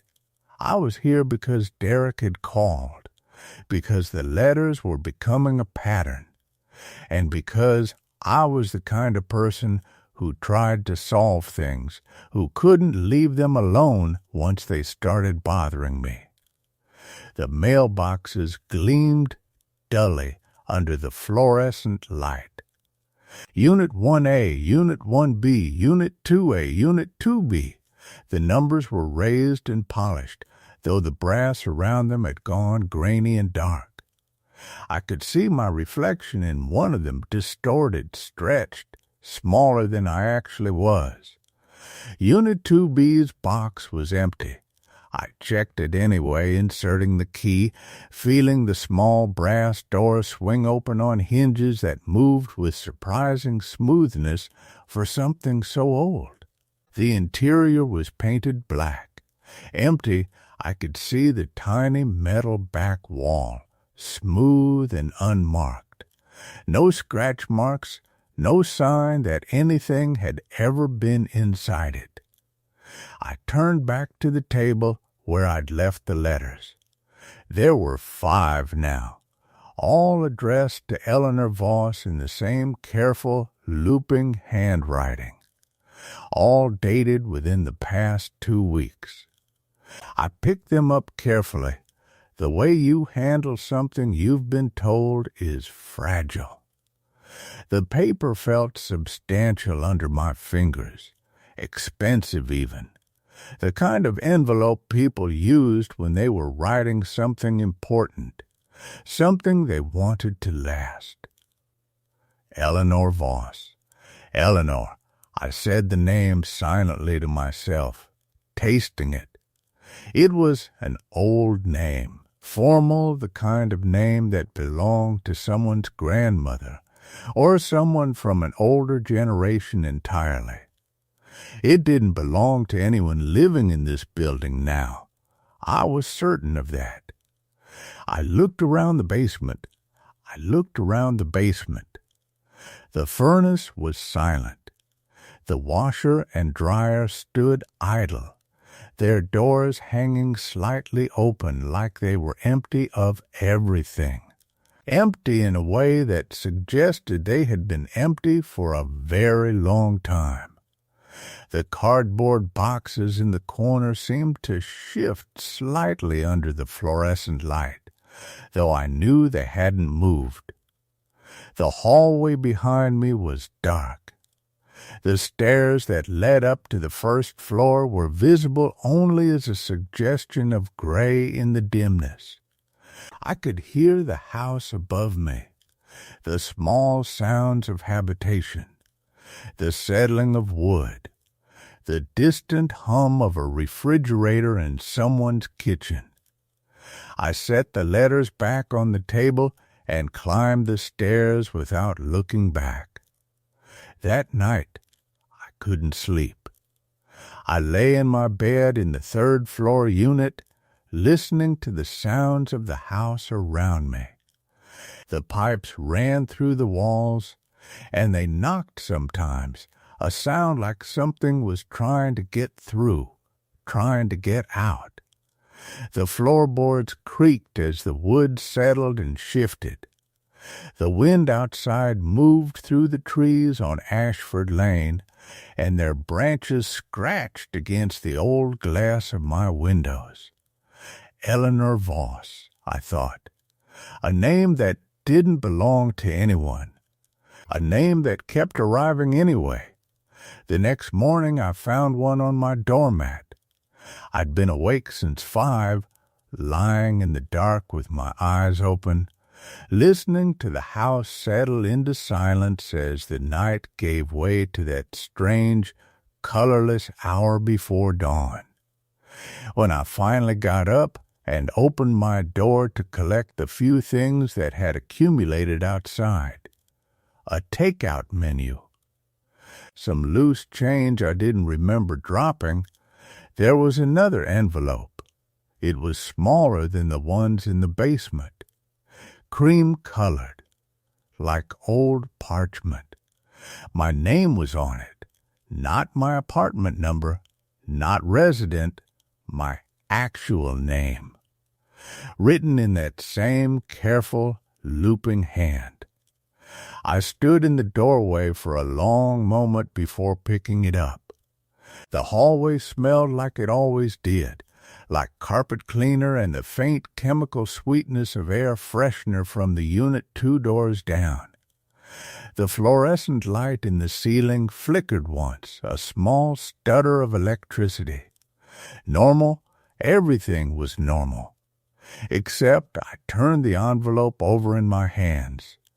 The back was sealed with wax, actual wax, the deep color of old burgundy. My heart had started to do something strange in my chest, a rhythmic quickening that made me feel suddenly aware of my own body, of how alone I was in the hallway. I opened it carefully.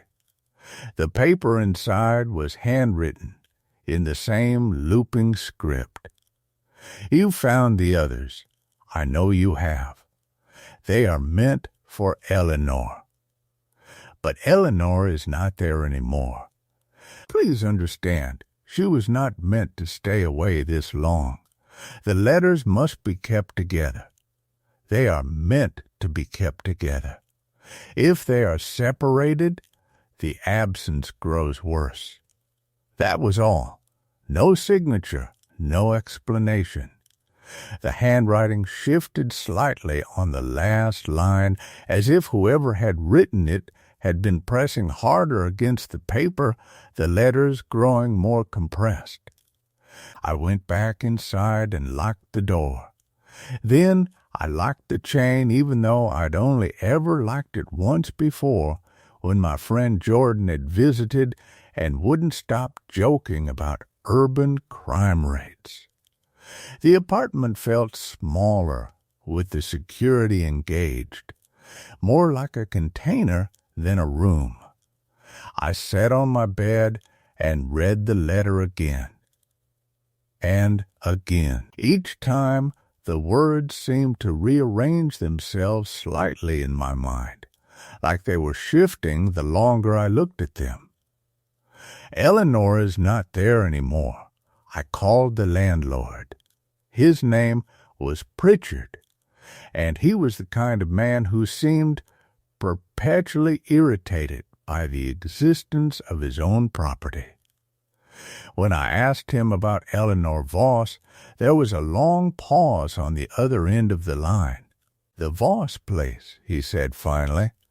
That was a private residence, not one of the units. You don't know that? I found some mail, I said carefully, for someone named Eleanor Voss. Another pause. Longer this time. That's not possible, he said. The mail service would have. They know the difference. Those buildings have been converted for 15 years. No one by that name has lived there since before that. I didn't tell him about the letters in the basement. I didn't tell him about the one with my name on it. I thanked him and hung up, and then I sat in my apartment and tried to think about what that meant. The basement was part of the original building, the original house. Of course it was. That's what basements meant. They were the bones of the older structure, the foundation upon which everything else had been built. The letters must have been left there years ago, perhaps decades ago. They must have been hidden, wedged behind a panel, stored in some forgotten corner of that concrete space. But that didn't explain the one on my doormat. That didn't explain the wax seal, or the message written in a hand that looked fresh, practiced, as if it had been formed only hours before I found it. Over the next 3 days, I found 2 more. One was slipped under my door. I heard nothing, saw nothing, but when I checked at 7 in the morning, it was there on the worn carpet of my doorway. Another appeared in my mailbox, though I checked it every day, and it definitely had not been there the previous evening. Both were addressed to Eleanor Voss. Both were sealed with that dark burgundy wax. I didn't open them.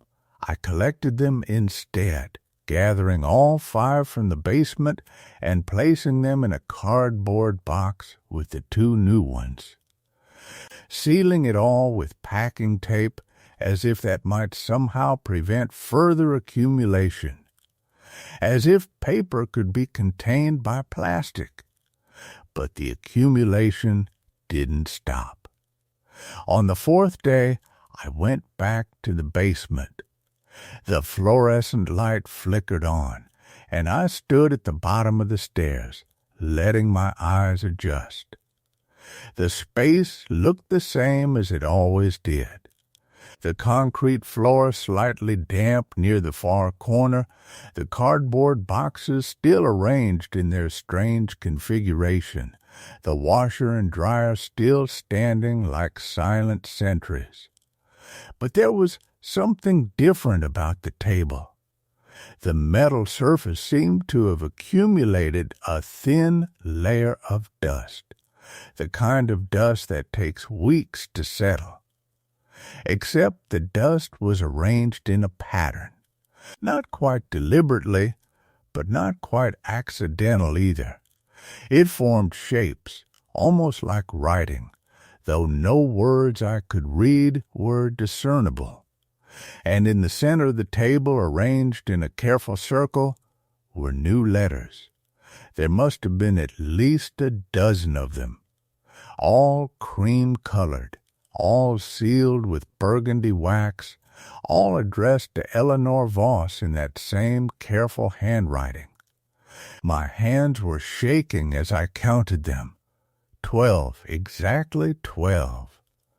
I pulled out my phone to photograph them, some instinct of documentation driving the motion. But when I looked at the screen, the image wouldn't focus.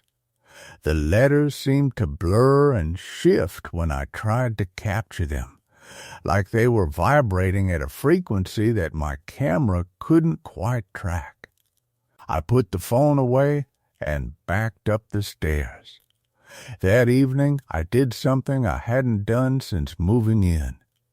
I searched the public records online for information about the property. It took longer than expected. The conversion had happened in 2009, and the records were scattered across several municipal websites. But eventually, I found it, the original property deed. The house had been built in 1897. It had remained a single residence until the early 1970s, when it had been owned by a woman named Eleanor Voss. The deed had been transferred out of the Voss name in 1984. No further details were available online, no explanation for why she had left or where she had gone. 1984, that was 40 years ago. The letters in the basement dated back at most 3 weeks. I checked the oldest one again, squinting at the postmark. The ink had faded, but the year was clear. Current year. This year. I lay awake that night as the pipes in the walls began their nightly symphony. They didn't just knock this time. They seemed to pulse with a rhythm that was almost musical, almost like Morse code, but not in any language I could understand. The sound made my teeth ache. It made my skin feel like it was sitting loose on my bones. The scratching of the tree branches against my windows seemed louder too, more insistent. I got up and closed the curtains, but I could still hear it, that dry, patient scratching, like something was trying to write messages on the glass. I thought about Eleanor Voss, about a woman who had owned this house in 1972, about mail that kept arriving decades after she'd left, Mail that seemed to be written just days ago. Mail that appeared in sealed containers and on my doormat and in the deep forgotten spaces of the basement. About a message written to me in her handwriting, Eleanor is not there anymore. She was not meant to stay away this long. The letters must be kept together. What happens when letters meant for someone aren't kept together? What grows worse? I didn't sleep that night. I listened to the house instead, trying to understand its language.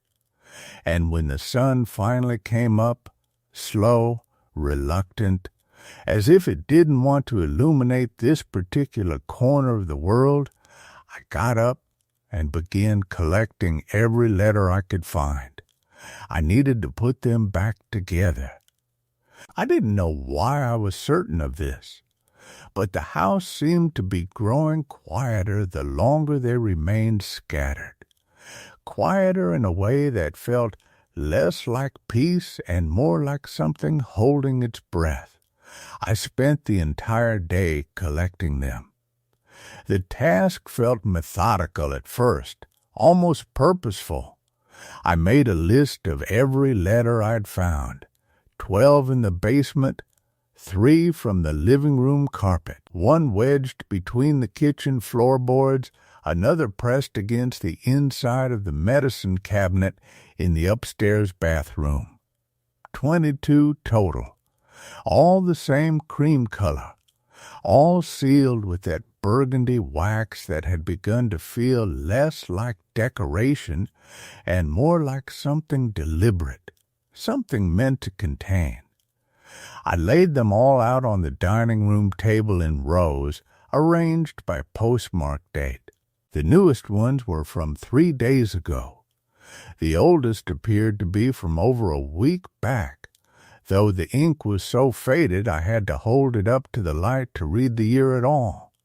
They formed a pattern, irregular but unmistakable. Every few days, another one appeared. Eleanor Voss. Every single one addressed to Eleanor Voss. Except the handwriting wasn't all the same.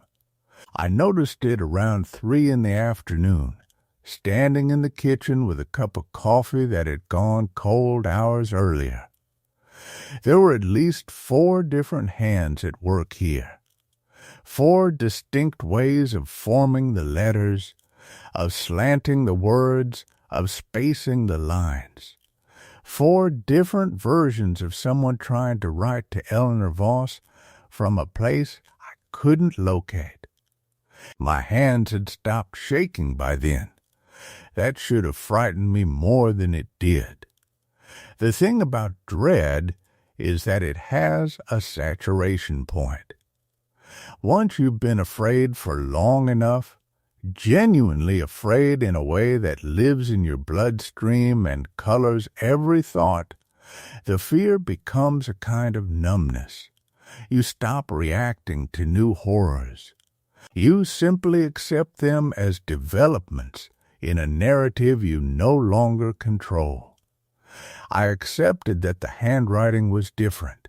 I accepted that the postmarks made no logical sense, that no postal worker had brought these letters to my door. I accepted that the house was very, very quiet now, that the pipes had stopped their nighttime chorus, that the branches had ceased their scratching. The silence was almost absolute. I made coffee and didn't drink it.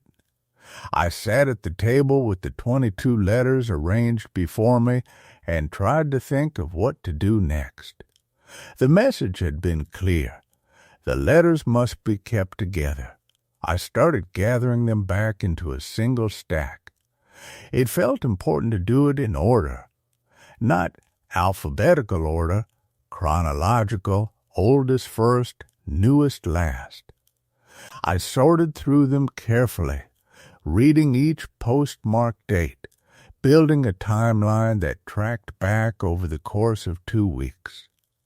That was when I found the 23rd. It was tucked inside the frame of the mirror in the hallway, not just behind the glass, but somehow threaded through the back of the frame itself, which should have been impossible without disassembling the whole thing. The wood had warped around it slightly, as if it had been there for far longer than 2 weeks. The cream-colored envelope seemed to have become almost part of the frame, its edges fused into the grain. I had to be very careful extracting it. The paper came away damaged, a corner tearing. I didn't open it. I simply added it to the stack. That evening, I arranged the letters in my study. On the desk, in chronological order, under the warm glow of the lamp. 23 letters, all sealed, all meant for someone who hadn't lived here in 40 years. All written in 4 different hands, by 4 people whose names I would never know, whose faces I would never see, who seemed to understand something about Eleanor Voss that transcended the simple fact of her absence. I pulled out my laptop and searched for Eleanor Voss more aggressively this time. Local news archives from the early 1980s. Death records, property transfers, anything that might explain what had happened to her. The articles appeared when I knew not to expect them. I was on a database from 1983, a listing of property tax assessments, when a sidebar article caught my eye. It was dated December of that year. 3 paragraphs buried in the local news section of a digitized newspaper. A woman's name had been underlined in red ink, directly on the scan itself. Eleanor Voss. The article concerned the closure of a specific address for investigation of unsound conditions. That address was this house. The article stated that the property had been deemed unsafe for habitation pending structural evaluation.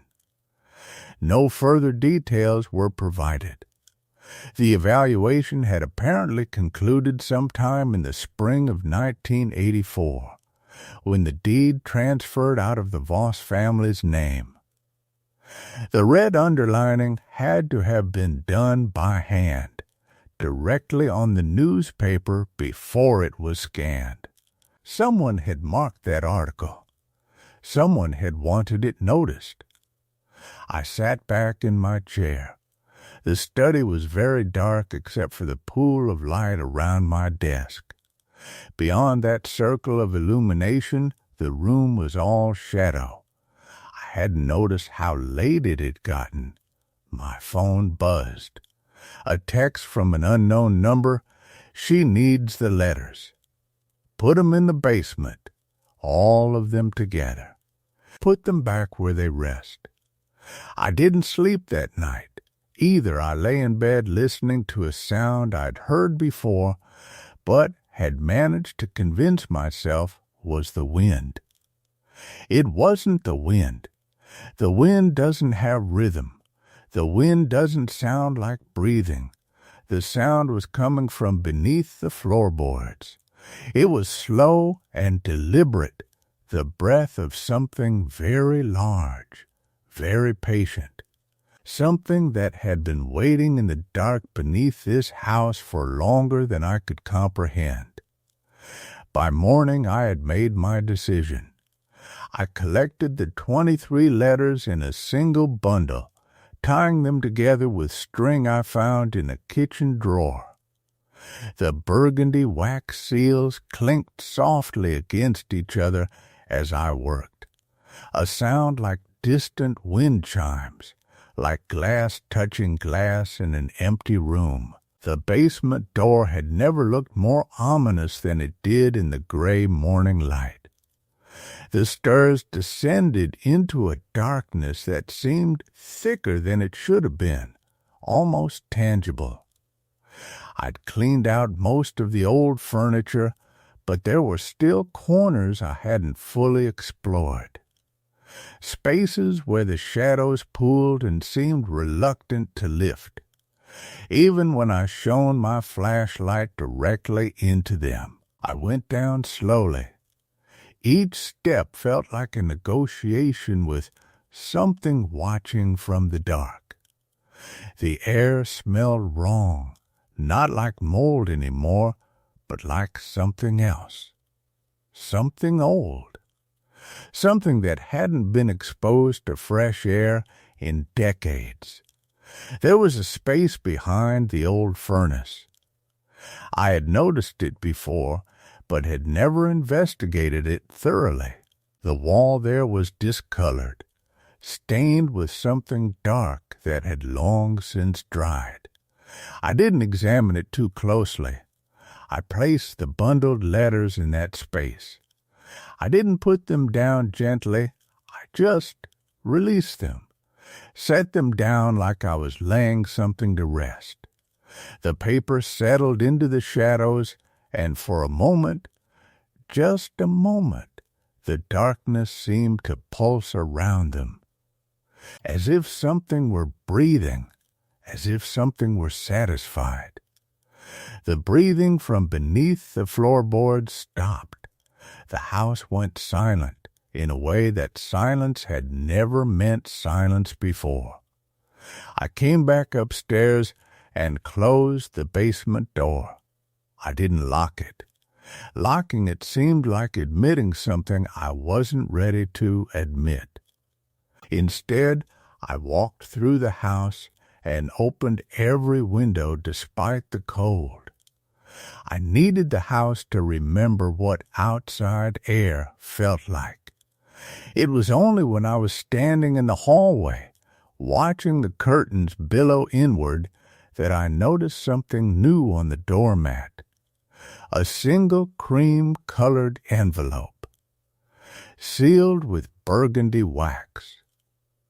This one was addressed to me, my own name, written in that careful handwriting, in a fifth distinct hand, one I hadn't seen before, one that seemed to write with a tremor, as if the person holding the pen was struggling to maintain control.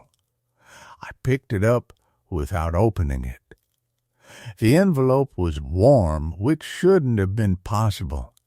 The wax was soft, still malleable as if it had just been set mere moments ago. I knew, without opening it, that the letter inside would tell me what happens next. I knew that Eleanor Voss was still here, still writing, still reaching out from whatever space she occupied in the dark corners of this house, and that whatever she was, whatever she had become, she had taken notice of me. I placed the letter on the mantelpiece without opening it. I've been staring at it for the past 3 days. Every morning there's a new one waiting on my doormat. And the handwriting is starting to look familiar, like it might belong to someone I used to know, someone I keep trying to remember. I think the letters are trying to teach me how to write in her hand. The 5th letter came on a Tuesday. I remember because I'd finally returned to work, and it was the first day that didn't feel like a performance, like I was pretending to be someone who still lived a normal life. My supervisor had asked where I'd been. I'd told her I'd been dealing with family matters. The lie had come easily. Perhaps it was true. I found the envelope on the mat when I came home. The handwriting was steadier now, almost flowing, almost comfortable with the shape of my name. I didn't open it. Instead, I did something practical. I cleaned the basement thoroughly. I brought in contractors to look at the discoloration on the wall behind the furnace. They found nothing unusual, just old water staining, they said. The house was old. These things happened. They recommended a new sump pump, some ceiling work. I had them do it all. I needed something to do with my hands, something that didn't involve looking at letters. The breathing stopped after the first week. I realized I'd been holding my breath waiting for it, and when it didn't come, the absence was almost worse than the presence had been. The house felt emptied, like a stage after the actors had taken their final bows. But the letters kept coming. By the second week, I had stopped opening them. They piled on the mantelpiece, a growing column of cream-colored rectangles sealed with wax that stayed soft for hours, sometimes days. I would catch myself almost reaching for one, then I would stop. I knew, with a certainty that had nothing to do with logic, that once I opened the newest one, another would be waiting by morning. That there was no ending to this, only accumulation. Sam came to visit on a Saturday.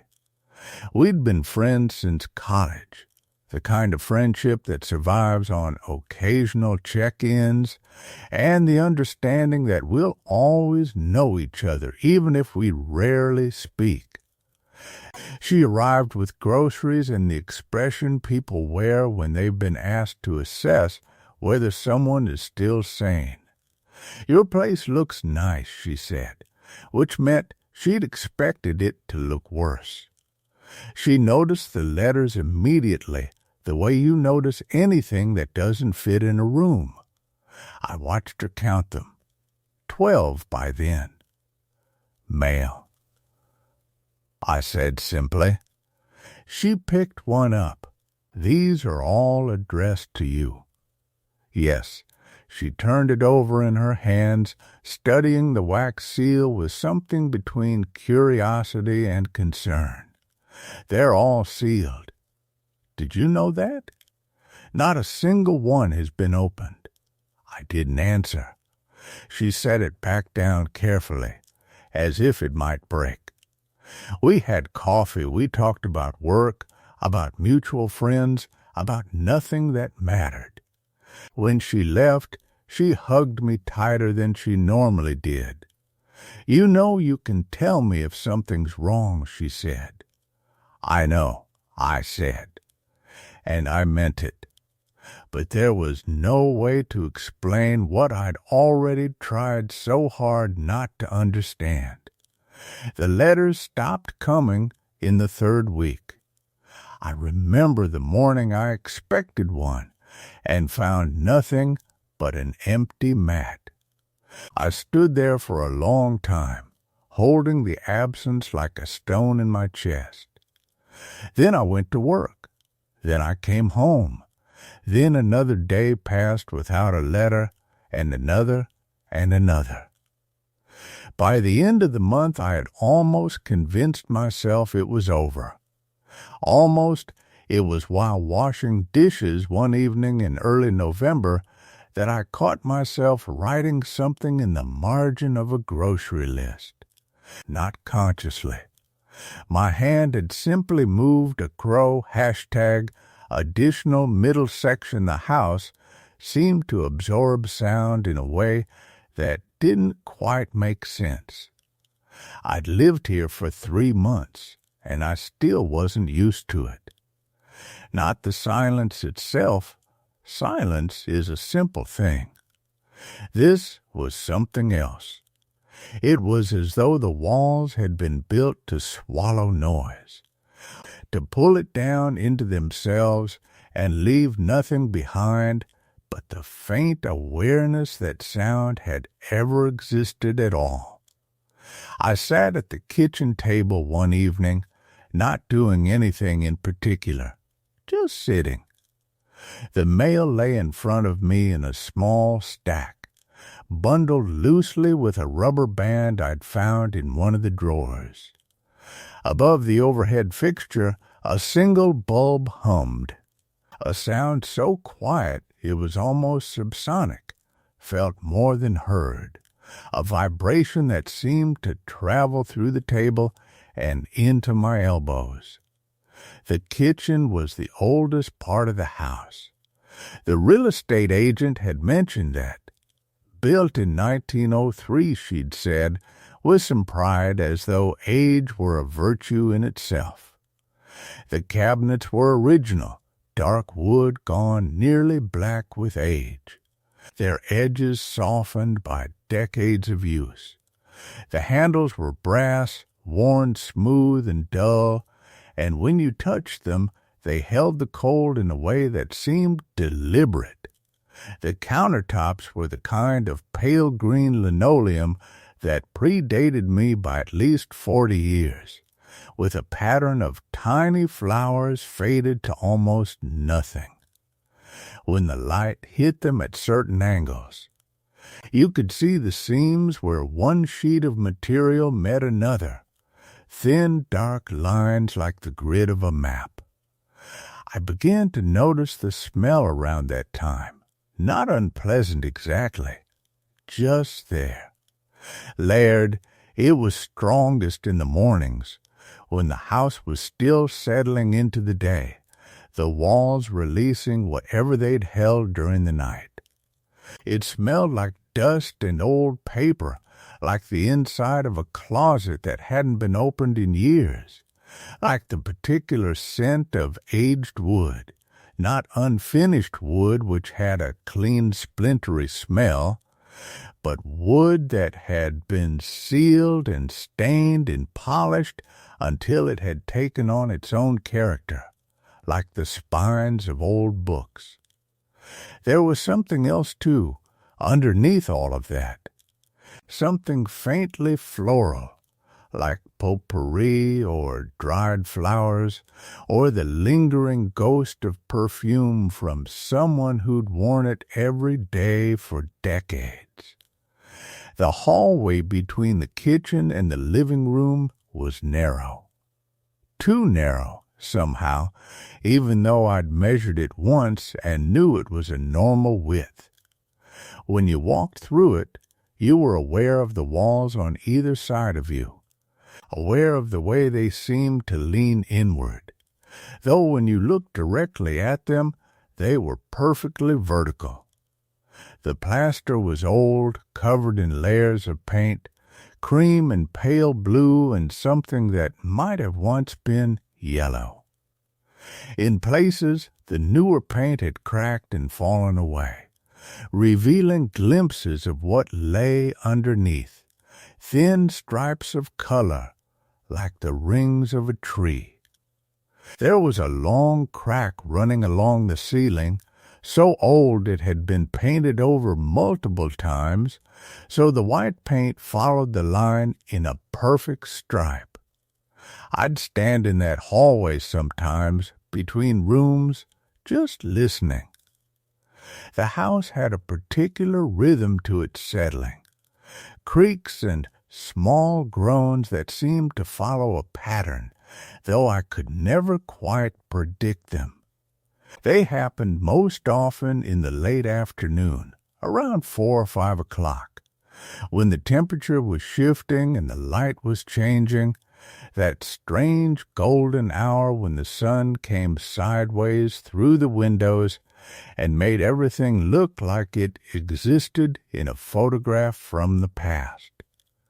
The living room was where I spent most of my time, and it was in that room where I felt it most strongly. The sense that something was watching, not threatening, not even present in any active way, just there, like a pressure, like the weight of history pressing down from the walls. The wallpaper was a muted burgundy with a pattern of flowers so faded they were barely visible. In some places the paper had begun to peel away at the corners, and you could see the wall beneath plain white plaster, smooth and impersonal. But around the peeling edges, there were stains, brown stains like water damage or age spots, and they formed the ghost of a larger shape, as though something had been hung on that wall for a very long time, its outline burned into the surface by decades of presence. There was a window in that room that faced onto the street. Not a busy street, this was a quiet neighborhood, the kind where you could go whole hours without hearing a car. The window had old glass, the kind that warped slightly when you looked through it, making the world outside seem to ripple. At night, when the interior lights were on, it became a perfect mirror, and I could see the room reflected back at me. The furniture, the wall with its faded flowers, and sometimes, in my peripheral vision, the sense of movement that wasn't there when I turned my head directly. The air in the house had texture. I don't know how else to describe it. It wasn't just the temperature or the humidity, though both of those seemed to vary in ways that didn't match the weather outside. It was like the air itself had substance, like it had been breathed and rebreathed by so many people over so many years that it had accumulated something, a weight, a presence, a memory. When you moved through it, you were aware of parting it, of it closing back around you as you passed. The basement stairs were steep, steeper than stairs ever need to be, and they descended into darkness that didn't quite end even when you turned on the light. The bare bulb down there was weak, casting shadows that seemed more substantial than the light itself, and the air that came up from below was cold and still, unchanged by seasons or time of day. I went down there only once, early in my time in the house, and I didn't stay long. The basement smelled like earth and old concrete and something chemical, like paint thinner or old insulation breaking down. The walls down there were unfinished, exposed brick and stone, and in the mortar between the bricks there were small dark spots that might have been mold or might have been something else. The air seemed not to move down there, as though it was waiting for something, and I could feel it against my skin in a way that made me want to leave. The bedrooms upstairs were each their own kind of silence. The master bedroom, which I didn't use, which I avoided, had a thick carpet that muffled footsteps, and the walls were a shade of pale gray blue that might have been chosen to be calming, or might simply have been the color of something that had faded. There was a closet in that room with sliding doors that stuck slightly when you tried to open them, and when I did, just once to check the dimensions of the space, I found that the closet smelled different from the rest of the house, more intense, more lived in. There were wire hangers inside, empty now, but the spaces where they hung were worn smooth by use. The second bedroom, which I'd made into a kind of study, was smaller and faced the back of the house. From that window, you could see the neighboring properties, other old houses, most of them equally silent, equally private. The glass in that window was even older than the others, and it had a slight amber tint, as though you were looking at the world through time itself. The radiator in that room clanked sometimes, violent sudden sounds that made you jump, and then long periods of silence while no heat came through at all.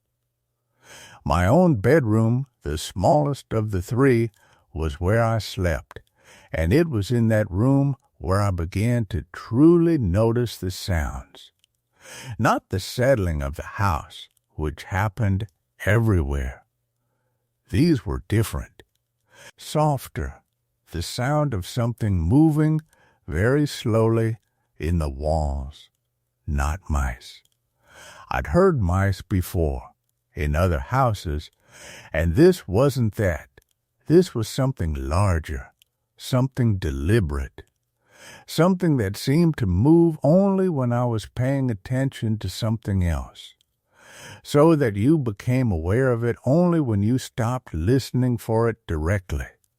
The walls in that room were thin, and the sound seemed to travel through them from the attic above, a slow dragging, a shifting of weight, a presence that moved with purpose from one end of the room to the other and then back again.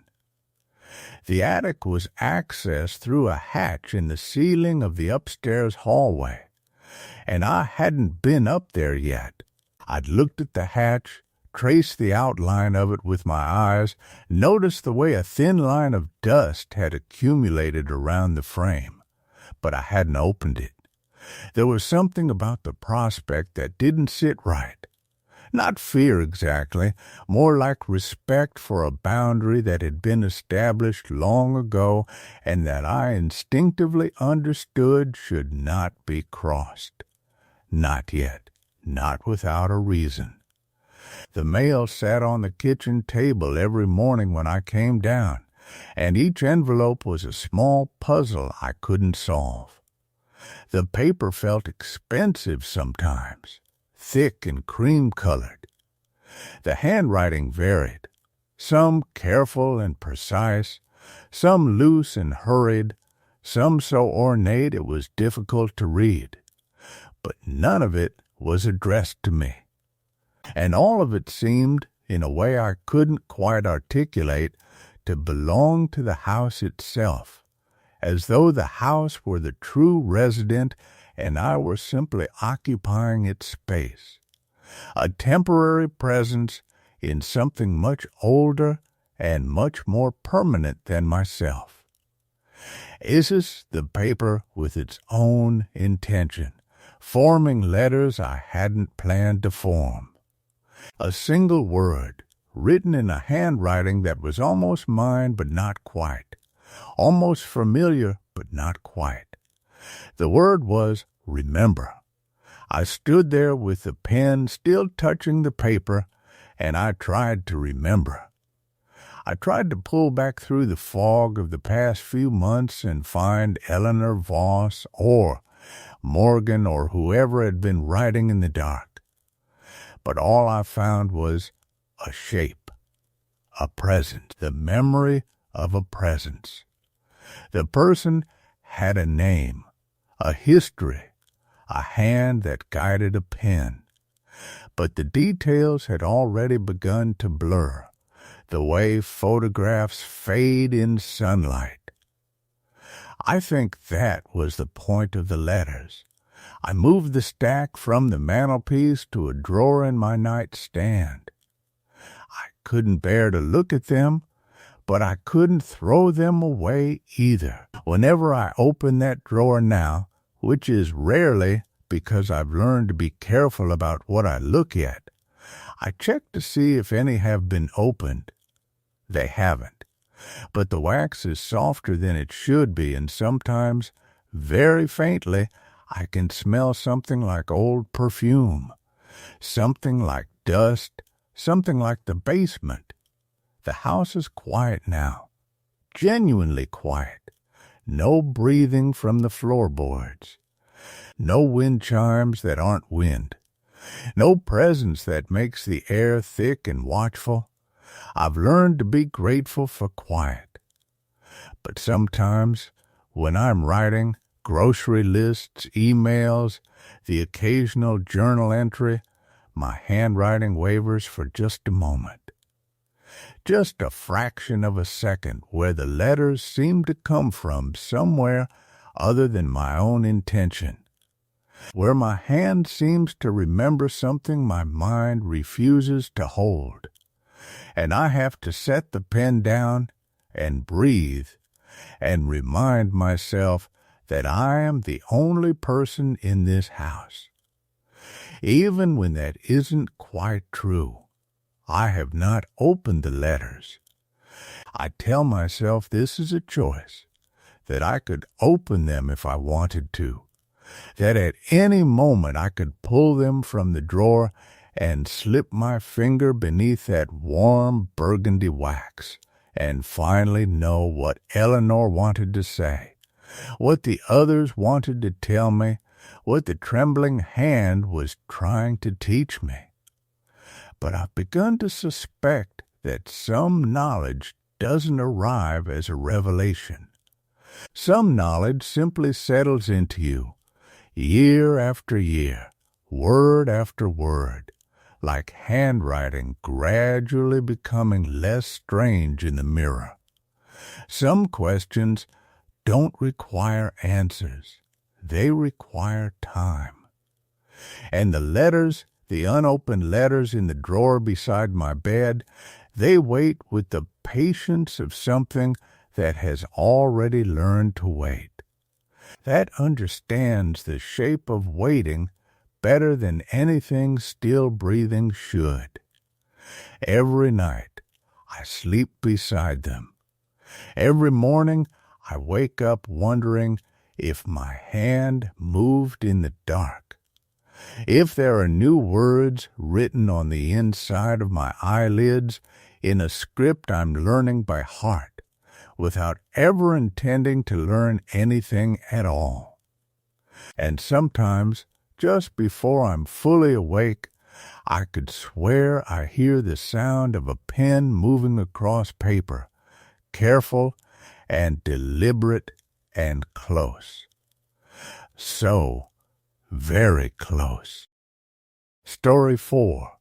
The basement door locks from the inside every evening. I've been standing at the top of the basement stairs for 3 minutes now, staring at the locked door below me, trying to remember if I actually left it unlocked last night, or if I'm already forgetting things about this house. The door is closed. It's always closed. But the lock, that small brass deadbolt on the inside of the frame, has been locking itself. And I can't decide if I'm being forgetful or if something else is happening in the basement of my uncle's house. My uncle's house. Still strange to say it that way, even in my head. I inherited this place 3 months ago when he died, and I've been living in it for 2 of those months. Slowly moving through rooms that smell like old carpet and the particular mustiness that comes from a house that's been lived in by one person for 40 years. The basement was never part of my tour of the place. When I was a kid visiting for holidays, I don't remember my uncle ever going down there. I don't remember him mentioning it. It was just always there. A door at the bottom of the basement stairs, part of the architecture, like the wallpaper pattern upstairs that nobody ever commented on. Now, I'm living here, and I've found reasons to go downstairs. The water heater is down there, the circuit breaker, the storage boxes of things my uncle kept. Reasonable things, normal basement things. Except for the door. The stairs creak under my feet in that particular way of old houses. Not a sudden snap, but a slow, almost musical groan that seems to come from the wood itself, as if the house is settling into the evening. It's just past 5 o'clock. The light from the basement window, a small rectangular opening near the ceiling that looks out at ground level, is already turning that strange shade of gray-blue that happens in early December. The bare bulb hanging from the ceiling casts its light in a circle, leaving the corners of the basement in shadow. The door is painted a dark green that might have been fashionable in the 1970s. The wood around it is older than that, original to the house, I'd guess, based on the different grain and the way it settled into the frame at slight angles. The brass plate around the doorknob is tarnished. The lock is small and simple. Yesterday, I locked it from the inside after I came back up. I'm almost certain I did. I remember turning the little button on the knob, watching it click into place. This morning it was locked from the inside, and I couldn't open it from out here. I could open it from down here at least. I went back downstairs, turned the button, and the door swung open into an empty hallway that I still haven't fully explored. The hallway leads somewhere deeper into the house, somewhere below the main living space. I don't know where. I haven't gone that far. I locked the door again as I was leaving, this time paying close attention to the mechanism, making sure it was secured. Now it's locked again. I reach out and try the knob without thinking, the way you test a door you're not sure about. It doesn't turn. The lock is definitely engaged. I press my ear against the wood. The door is thick. I can't hear anything from the other side. No footsteps, no breathing, no sound of anything moving in that hallway beyond. The basement is very quiet. The furnace is off right now. The water heater isn't running. The house settles around me in the way old houses do. Small sounds that are just the structure adjusting to the temperature shift as evening approaches. Outside the small window, I can see the sky deepening toward purple. I've been down here twice already today. This morning, checking the water heater because there was a small drip in the laundry room upstairs that I'm trying to understand. This afternoon, around 2 o'clock, moving a box of old paperwork that I'm slowly sorting through, looking for documents related to the house. Both times, the door was open. Both times I'd left it that way, not thinking much about it. But now, standing here with my hand still on the cold doorknob, I'm thinking about it. I'm thinking about the difference between forgetting and noticing, about the way a house teaches you its habits, the way you learn which stairs creak, which doors stick, which sounds are just the building settling, and which ones mean something. I've been living here long enough to learn some of those things, not long enough to know all of them. I could ask someone, the realtor who handled the property settlement, a neighbor, someone from town who might have known my uncle. But I haven't done that yet, because I'm not sure what I'd be asking. Did my uncle's basement door lock itself? It sounds paranoid. It sounds like I'm looking for strangeness where there's only forgetfulness. Except I'm not forgetful. I'm actually someone who remembers things very clearly. I remember the way the doorknob felt this morning when I turned the lock. I remember the direction of the button.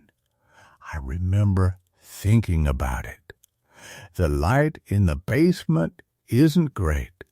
The bulb is bright enough, but it's a single source in the middle of the ceiling, which means everything near the walls fades into shadow. The basement has that quality of old basements, concrete floors that are slightly uneven, painted a pale gray decades ago, with cracks running through them like a slow map of time. The walls are concrete too, sweating slightly at the seams. There's a smell down here that I've gotten used to, earth, dampness, something faintly chemical that might be old paint or cleaning supplies, or just the smell of things preserved in cold darkness for a long time. The door is the only finished thing in the whole space.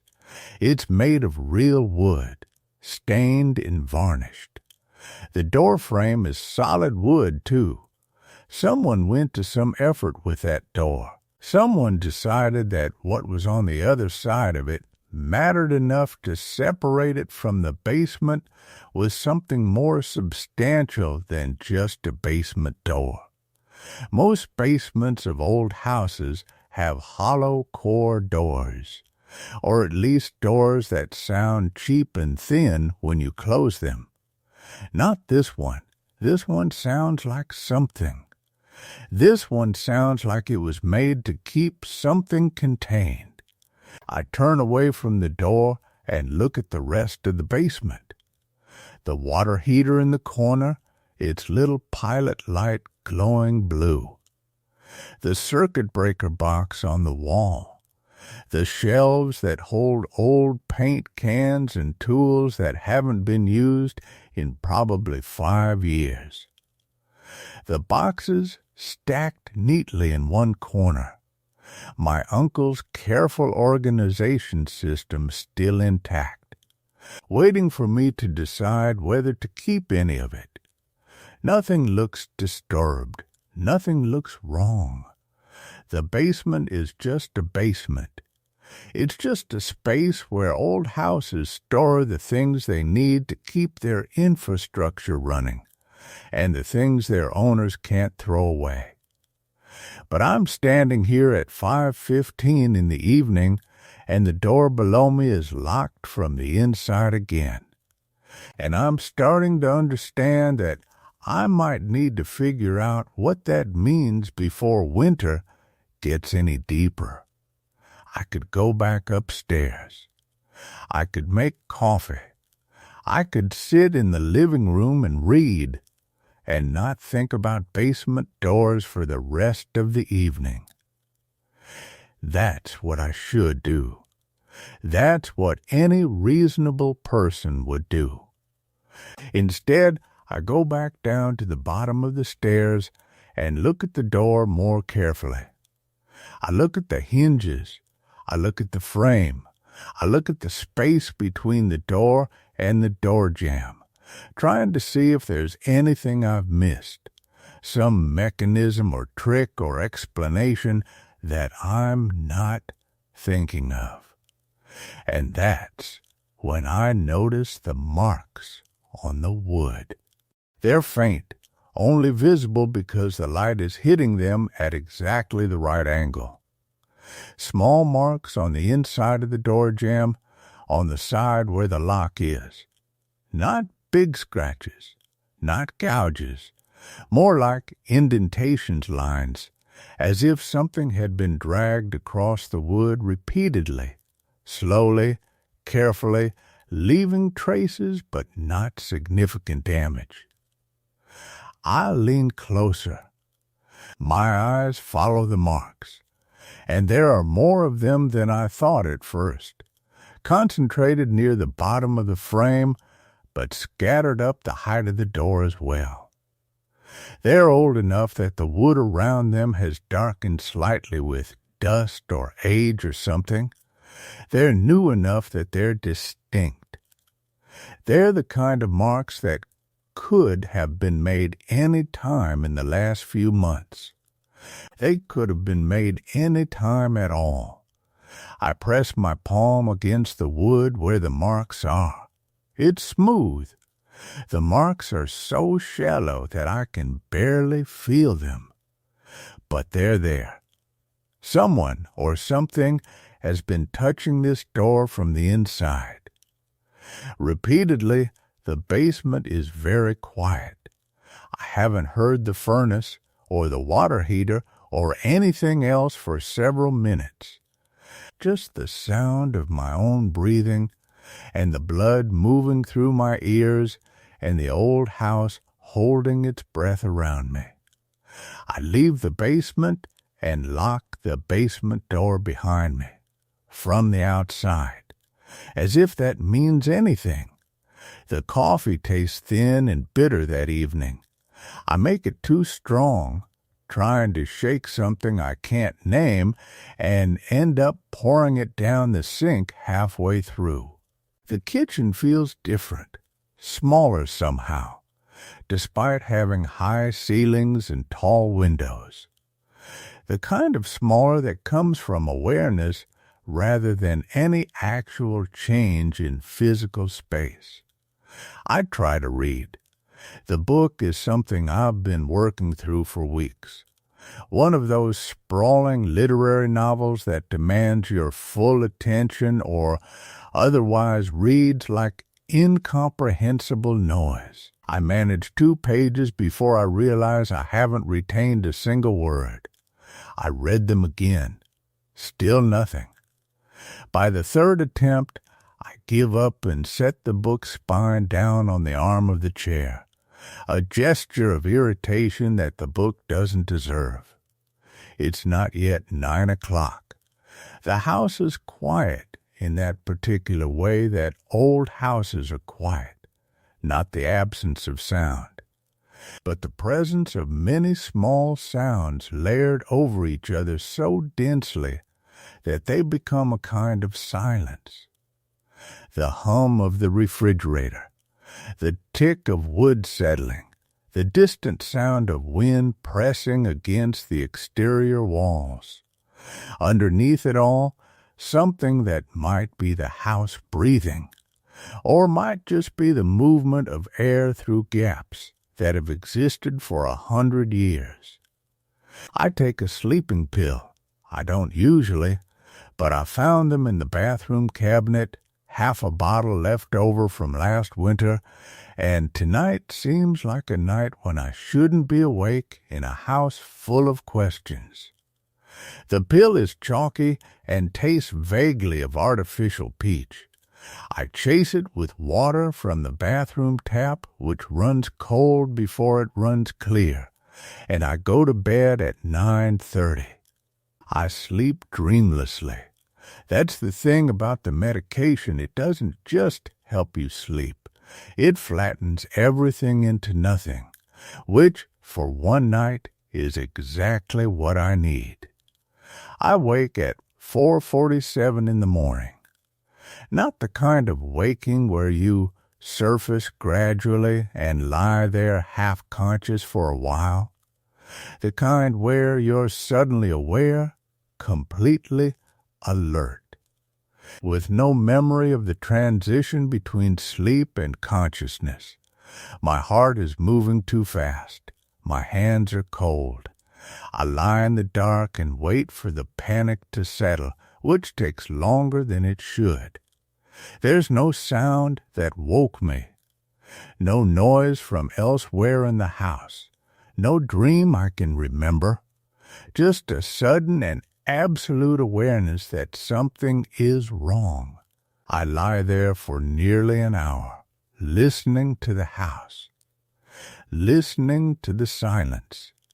Eventually, my heart rate returns to something approaching normal, and I tell myself that the sleeping pill must have worn off suddenly, that the sudden wakefulness is just chemistry, just the random firing of a brain in the middle of the night. I tell myself this several times. By the time the first light begins to gray the windows, I almost believe it. The basement door is locked from the outside. I check before I make coffee, standing in the kitchen with my hand on the deadbolt, feeling something that might be relief or might just be the exhaustion of a night I spent half awake. The lock is secure. The door hasn't been opened, but the basement light is on. I know this because there's a thin line of light showing underneath the basement door, a wedge of yellow gold in the darkness of the hallway. I stand there staring at it while my coffee brews, trying to construct explanations. Old houses have electrical problems. Maybe there's a timer. Maybe I left it on when I was down there yesterday and forgot. Maybe the light goes off, not gradually. Not like a bulb burning out or the electricity cutting. It simply switches off, the wedge of light disappearing instantly, leaving only darkness beneath the door. I stare at that darkness for a long moment. My hand tightens around my coffee cup. I could check. I could unlock the door, go down, see if there's a switch I left on, or a timer, or some perfectly reasonable explanation. I could do that right now. Instead, I stand in the kitchen and drink my coffee, and I try not to think about the light being on in a room that I locked myself out of. The day moves strangely. I have work that I can do from home, freelance writing, the kind of thing where I set my own hours and answer to a client I've never met in person. The work usually absorbs me. Today it doesn't. I sit at my desk and write sentences that feel hollow, that lack the necessary weight. I delete them, I write them again. By noon, I've accomplished nothing, and I stop trying. Instead, I make lunch. I take a walk around the exterior of the house, something I haven't done since moving in. The property is larger than it seemed from inside. Nearly 3 acres, most of it wooded. The trees thick enough that I can't see the neighbors' houses. The foundation of the main house is stone, the kind of heavy gray stone that was quarried perhaps 200 years ago and laid by hands I can't imagine. The basement windows are small and set high, and they're all covered from the inside with what looks like old cloth. Dark cloth. I move closer to one of them, but I can't see through.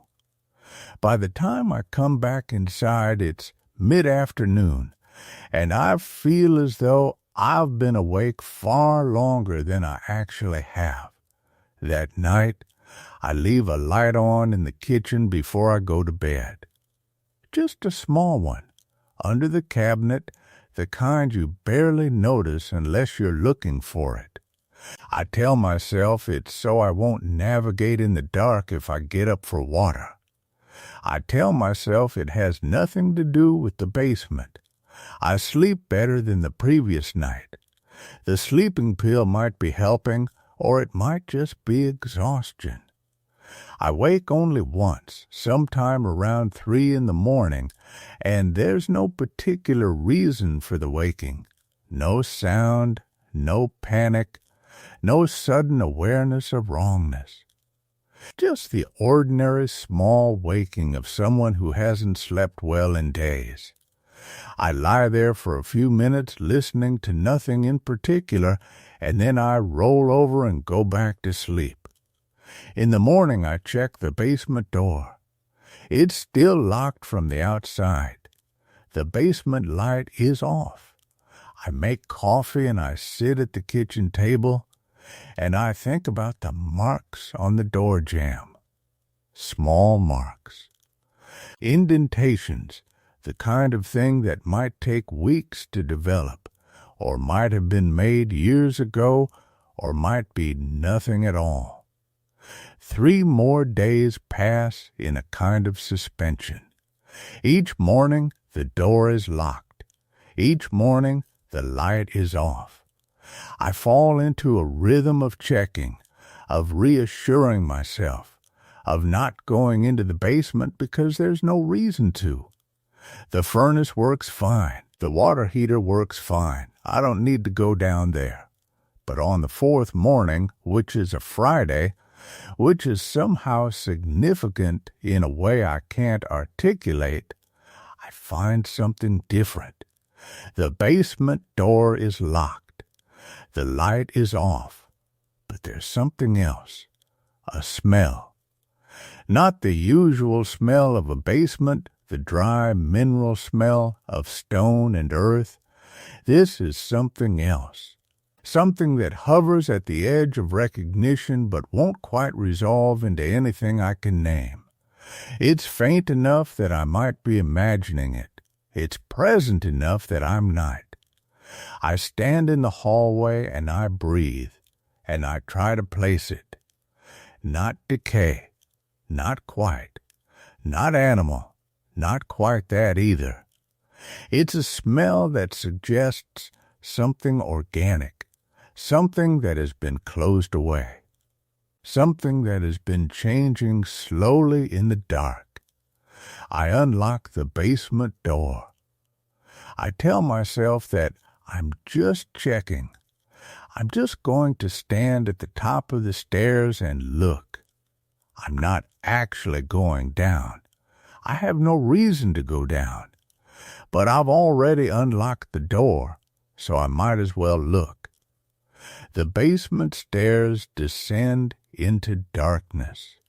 The light switch is at the top, and I flip it, and the bulb in the basement ceiling, a bare utilitarian bulb that's been there as long as the house, flickers to life. The basement emerges from the darkness slowly, a space that suddenly looks both exactly as I remember it and subtly different. The furnace is in the corner where it's always been. The water heater stands against the far wall. The stone foundation stretches on all sides, and the floor is packed earth and concrete, unfinished and cold. The smell is stronger now. I can identify it a little better. It's something like soil after rain. It's something like old cloth. It's something like a house that's been sealed up for too long. I go down 3 steps, then 3 more. I'm standing on the basement floor now, looking around at the space. Everything is exactly as I remember it, exactly as it should be, except the door. The basement door, the one I came through, the one that locks from the inside, is standing open behind me, which is impossible because I came through it. I would have noticed if it had been open. I would have noticed if it had swung shut behind me and then opened again. I turn around and I look at it. The interior side of the door is deeply gouged. The wood is scarred with marks that are far deeper than the delicate indentations I saw on the exterior. These are violent marks. These are marks that were made deliberately, carefully, over and over again. The gouges form a kind of pattern, nearly patterns, not quite coherent, but patterns nonetheless. And the bottom of the door frame on the inside is scraped raw. I close the door. I go back upstairs. I lock the basement door from the outside, and I go back to bed, even though it's only mid-morning, even though it makes no sense. I go back to bed, and I pull the blankets over my head, and I try not to think about what it takes to mark a door like that. What kind of desperation? What kind of need? What kind of time? Saturday morning, the house is cold. Not the ordinary cold of an old house that doesn't hold heat well. Cold in a way that suggests something structural, something wrong with the heating system or the insulation, or something I don't want to think too hard about. I check the thermostat. It's set to 70. The furnace should be running. I go downstairs and I listen at the basement door. The furnace is quiet. Not off, I can hear the faint hum of the pilot, the electrical components on standby. But not running, not heating the house. I don't unlock the basement door. Instead, I call a furnace repair service. The woman on the phone says they can send someone on Monday. Monday, it's Saturday morning, and the house is cold, and she's telling me Monday, and I'm nodding along as if Monday is acceptable, as if I can wait until Monday. I hang up and I build a fire in the living room fireplace instead. It's been a long time since I've used it, but the chimney seems clear, and the fire catches and holds. I sit in front of it and I read, and I try not to check the basement door more than once every hour. By evening, the living room is warm. The rest of the house has gone cold in a way that feels intentional. I wake Sunday morning with the certain knowledge that something is wrong. Not my standard early morning panic, not the ordinary anxiety that comes from staying in a place where you don't quite feel alone. This is different. This is the kind of knowledge that comes from a part of the brain that doesn't use language, that just knows, the way an animal knows when a storm is coming. The basement door is open, not ajar, open, standing wide, leading down into the dark basement where the light switch I flipped 2 days ago is now off again. The door itself is completely open, swung all the way to rest against the wall. I stand at the top of the basement stairs. I'm shaking. My hands are actually shaking, which is something that has never happened to me before outside of a fever. I grip the banister to make it stop. The house is quiet, so quiet that it takes me a moment to realize why. The furnace isn't running. The refrigerator isn't humming. The house has gone completely silent, as if everything mechanical has simply decided to stop. I close the basement door. I lock it. I go back to bed, and this time I don't pretend to sleep. I lie there and I wait for morning to come all the way. When it does, the furnace is running again. The house is warming. The basement door is locked, sealed exactly as it should be. I call the furnace company again at 9 a.m., and I ask if they can come today. Today, not Monday. They can't. Emergency service, they tell me, costs extra. I say yes. Yes to everything. The technician arrives at 3 in the afternoon. He's a tall man named Morgan, efficient and unbothered by anything. He goes down into the basement and I follow, and together we stand in the basement looking at the furnace. When did it stop working, he asks. Last night, I say. It was off all day yesterday. He nods. He's examining the furnace, checking connections, looking at the pilot light. Thermostat triggered a reset, he says finally.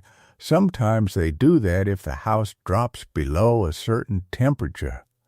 You get a cold spell, the heat cycle's off, things get real cold, the system locks itself out. Safety feature. Mostly works, sometimes it gets too enthusiastic. But I didn't go down here, I say. I didn't touch anything. Morgan shrugs. Old houses. They settle. They shift. Sometimes a loose wire or a bad connection will cycle the system on and off without anyone doing anything. I'll look at it, see if I can find anything obvious. But honestly, the system looks pretty good. Might just be age. He works for an hour. He doesn't find anything wrong. The furnace works fine when he tests it. The thermostat responds correctly. Everything is functioning exactly as it should be. You should be good, he says, and he packs up his tools. Just keep an eye on it. Old houses sometimes take a while to get used to. Give it time. I pay him. I drive him to his truck. I come back inside, and I stand in the basement doorway, looking at the stairs that descend into the earth. Everything is functioning as it should be. Everything. Winter is coming, and I can feel it. The days are getting shorter, the nights longer. The house is settling into cold with a kind of purpose that suggests it's been waiting for this season to arrive. I buy extra firewood. I buy heavy blankets.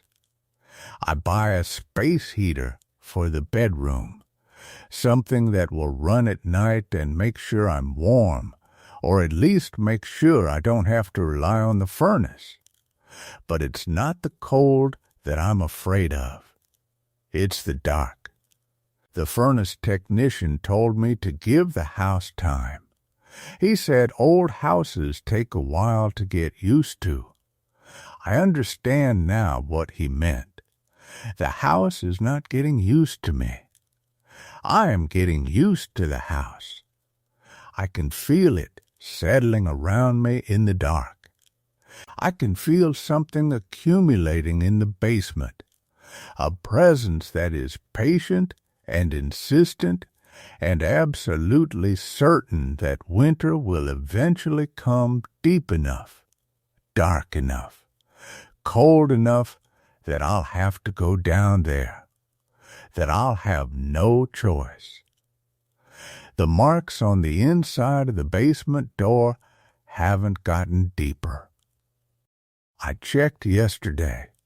They're exactly the same as they were a week ago, which means nothing has changed, which means everything is exactly as it should be, which means I still don't understand what I'm supposed to figure out before winter gets any deeper. But winter is coming anyway. I can feel it waiting, just beyond the threshold of the visible world. I can feel it patient and cold and absolutely certain of itself. I wonder how long I can keep my hand on this lock. The furnace doesn't turn off again. That's what frightens me most.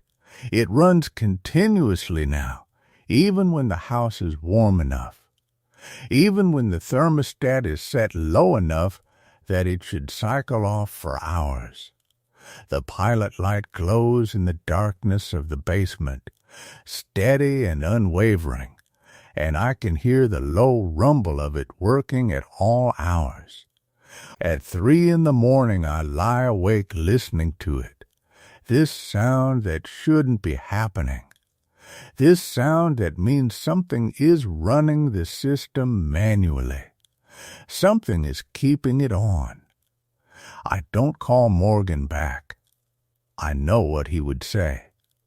He would come down here and test everything again, and it would all read as normal, and he would look at me the way people look at you when they've started to understand that the problem isn't with the house. Instead, I begin keeping a log. I write down the times the furnace cycles. I write down the temperature in different rooms.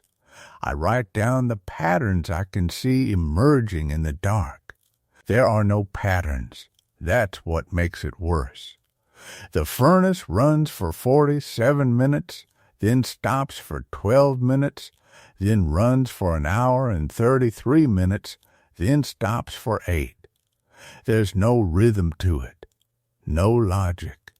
It's random in a way that feels deliberate, like someone is flipping a switch without any system, without any reason except to remind me that they can. The basement door locks every night. I've accepted this now. I've stopped asking why. But the mechanism inside the lock has changed. When I turn the key, I can feel resistance now, as if something on the other side is turning the lock at the same time, as if we're wrestling with it from opposite sides of the door. Sometimes the lock slides smoothly. Sometimes it catches and I have to jiggle it, have to work at it, have to spend 30 seconds fighting with a mechanism that worked perfectly fine 3 weeks ago. Last Tuesday, the lock wouldn't open at all. I stood there for 5 minutes with my hand on the key, feeling that resistance, feeling something on the other side of the door holding firm. My heart was moving very fast. I was trying not to think about what it would mean if the lock stayed closed, if that door stayed locked while I was on the outside of it. If I had to go to bed knowing that I couldn't get down there, that I had no way of checking on it, no way of knowing what was happening in the dark. Then, suddenly the resistance released. The lock turned smoothly. The door opened. I didn't go down to the basement that night. I locked the door again immediately and went upstairs and sat in the living room with all the lights on until morning came. The next day, I found a contractor online. A different contractor. I called and explained that I needed someone to look at my heating system, that something wasn't right with it. He came the following afternoon, a woman named Casey, younger than Morgan, with a different kind of confidence. She spent 2 hours in the basement. She checked everything. She ran diagnostics on the thermostat and the furnace control board. She looked at the wiring and the connections and the pilot light. "System is perfect," she said, coming up the stairs. Honestly, better than perfect. This is a really well-maintained unit. Whoever installed it knew what they were doing. "But it's running constantly," I said. "It shouldn't be running constantly." "When did it start?" "About 2 weeks ago." Casey was quiet for a moment. She had one hand on the basement door frame, and I watched her looking down into the darkness below. "I didn't see anything that would cause that," she said carefully. "Everything checks out. The thermostat is responding correctly. The furnace is functioning normally. I ran a heating cycle test, and it worked perfectly.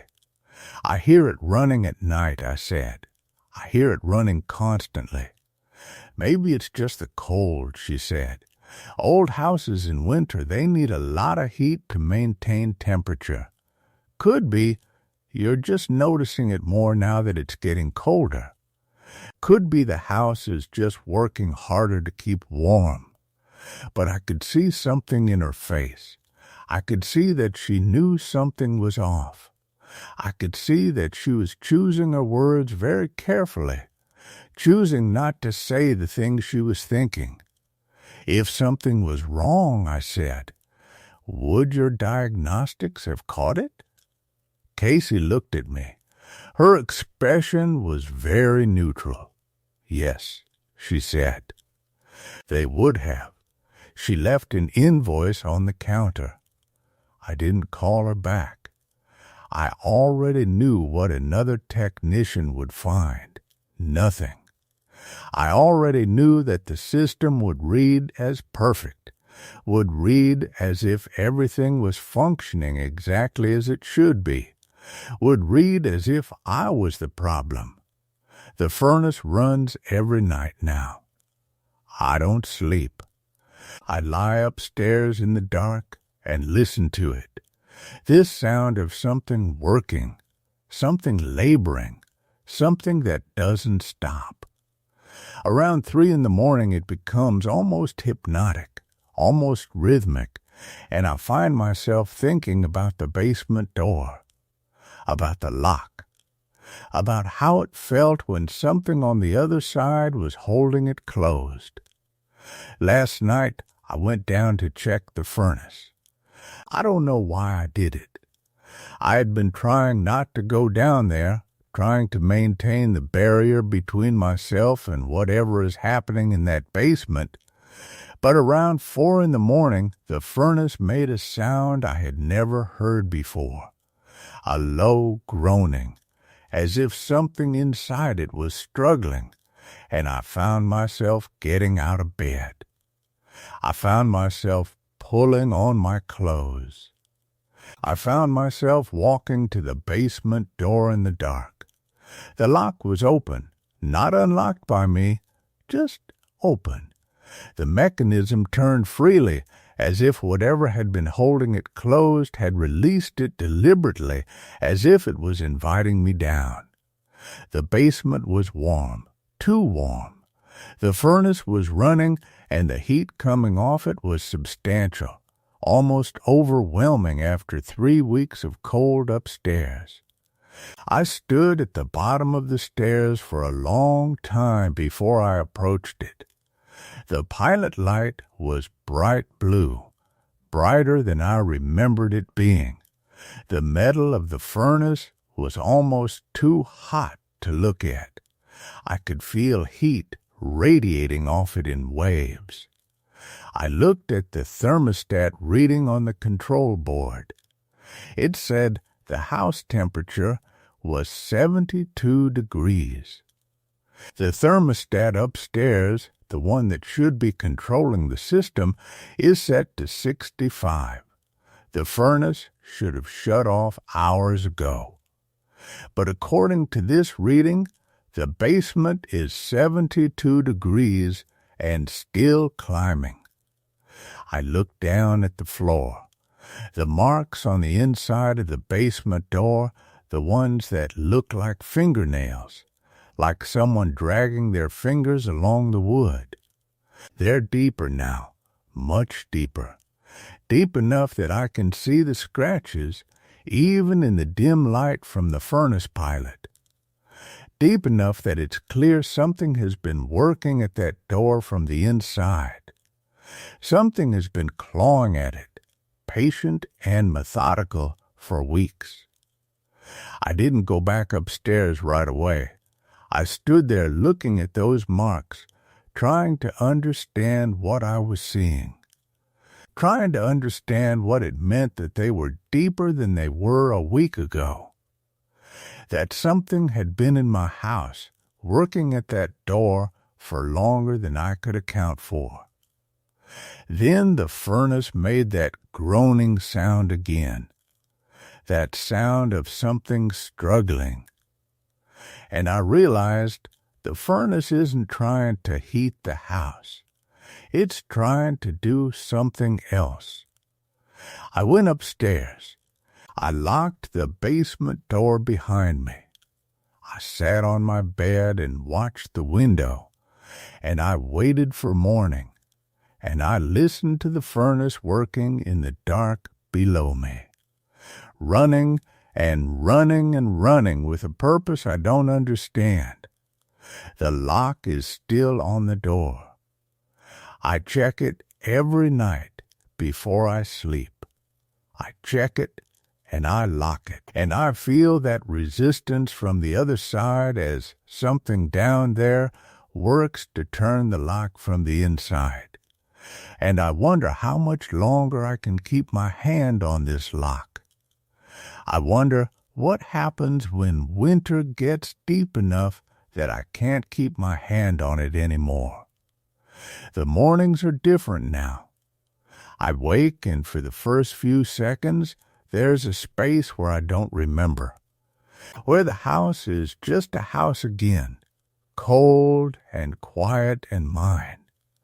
And then I remember the furnace, and the door, and the marks on the wood that go deeper every week, and the feeling of something turning the lock from below while my hand is on it from above. The memory doesn't crash into me all at once. It seeps in like water through old foundation cracks. By the time I'm standing in the kitchen, waiting for the coffee maker to finish, I'm already resigned to it. It's become part of my morning ritual. The way other people check their phones or look at the weather. Check the lock. Pour the coffee. Try not to think about what's breathing underneath the floor. I've stopped calling people. There was a period, the first week after I found the marks, where I thought I should document this, should tell someone, should make it real in the way that talking about things makes them real. I called my sister. I told her about the deeper scratches, about the furnace temperature climbing on its own, about the lock that resists from the inside. She listened, the way people listen when they're trying to be kind to someone they think might be having a difficult time. She asked gentle questions. Did I feel all right? Was I sleeping? Had I considered calling someone, not to the house, but for myself? The way she said it made it clear that she thought the problem wasn't in the basement. The problem was in my head, in the way that grief can make a house seem to breathe differently, can make old sounds become threatening sounds. So I stopped calling. There's no point in explaining something that requires you to be believed, and I'm not sure I could convince anyone anymore. Some days I'm not sure I believe it myself. This morning I went downstairs and the basement door looked normal. The lock looked normal. There were no fresh scratches, no evidence of anything working at the wood from the inside. For almost an hour I stood in the kitchen and drank cold coffee and wondered if I had imagined the whole thing. If the deep scratches were just shadows or natural wear, or the tricks that winterlight plays on old wood. If the furnace had just been running normally, responding to a thermostat I'd miscalibrated. If the groaning sound was just metal expanding and contracting the way furnaces do. But then I checked the lock, and I felt that resistance settle as a held breath pushing back against my fingers. The house has settled into a strange quiet, not peaceful, quiescent, like the moment before a conversation resumes. I moved through the days after that night in the basement differently than I expected to. I thought I would be terrified. I thought I would be packing, calling a locksmith, doing something definitive. Instead, I've become accustomed to it the way you become accustomed to the sound of a neighbor's television through a wall. You notice it at first, you think about it, and then one day you realize you've stopped hearing it, not because it's gone, but because you've learned to live alongside it.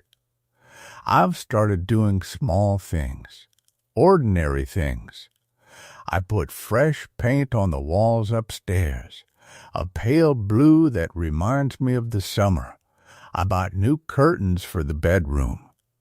I cleaned out the closets and got rid of boxes that had been sitting there since I moved in. These are the actions of someone who plans to stay. someone who's made a decision without acknowledging that they've made it. The realization came to me in the shower a few days ago. I was washing my hair, listening to the pipes creak, and I understood that I was staying, that I had chosen to stay, that whatever is in the basement, working at the door, making the furnace run, leaving marks that deepen week by week, is not a reason to leave. It's a reason to keep the lock turned, to keep checking it, to keep my hand on it every night before I sleep. The furnace still runs wrong.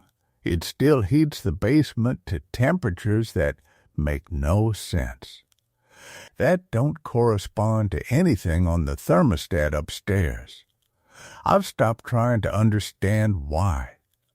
There's a knowledge that comes with living with something unknowable, a kind of peace in the surrender to it. You stop asking what and why.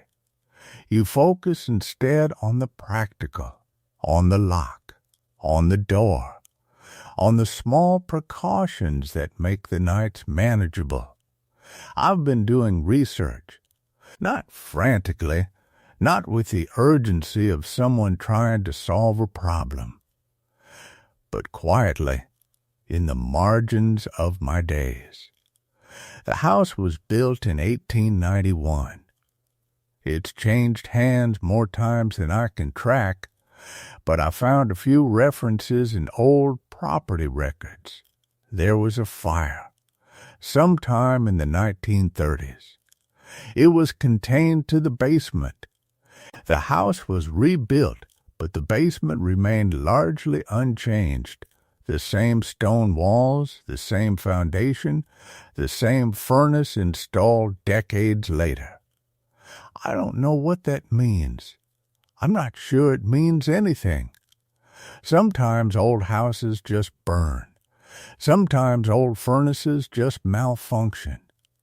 #additional middle section, the basement had a particular smell that I could never quite catalog. Not mold exactly. I'd cleaned it thoroughly that first week, when I still believed the lock was simply old, corroded, a mechanical quirk I could solve with WD-40 and patience.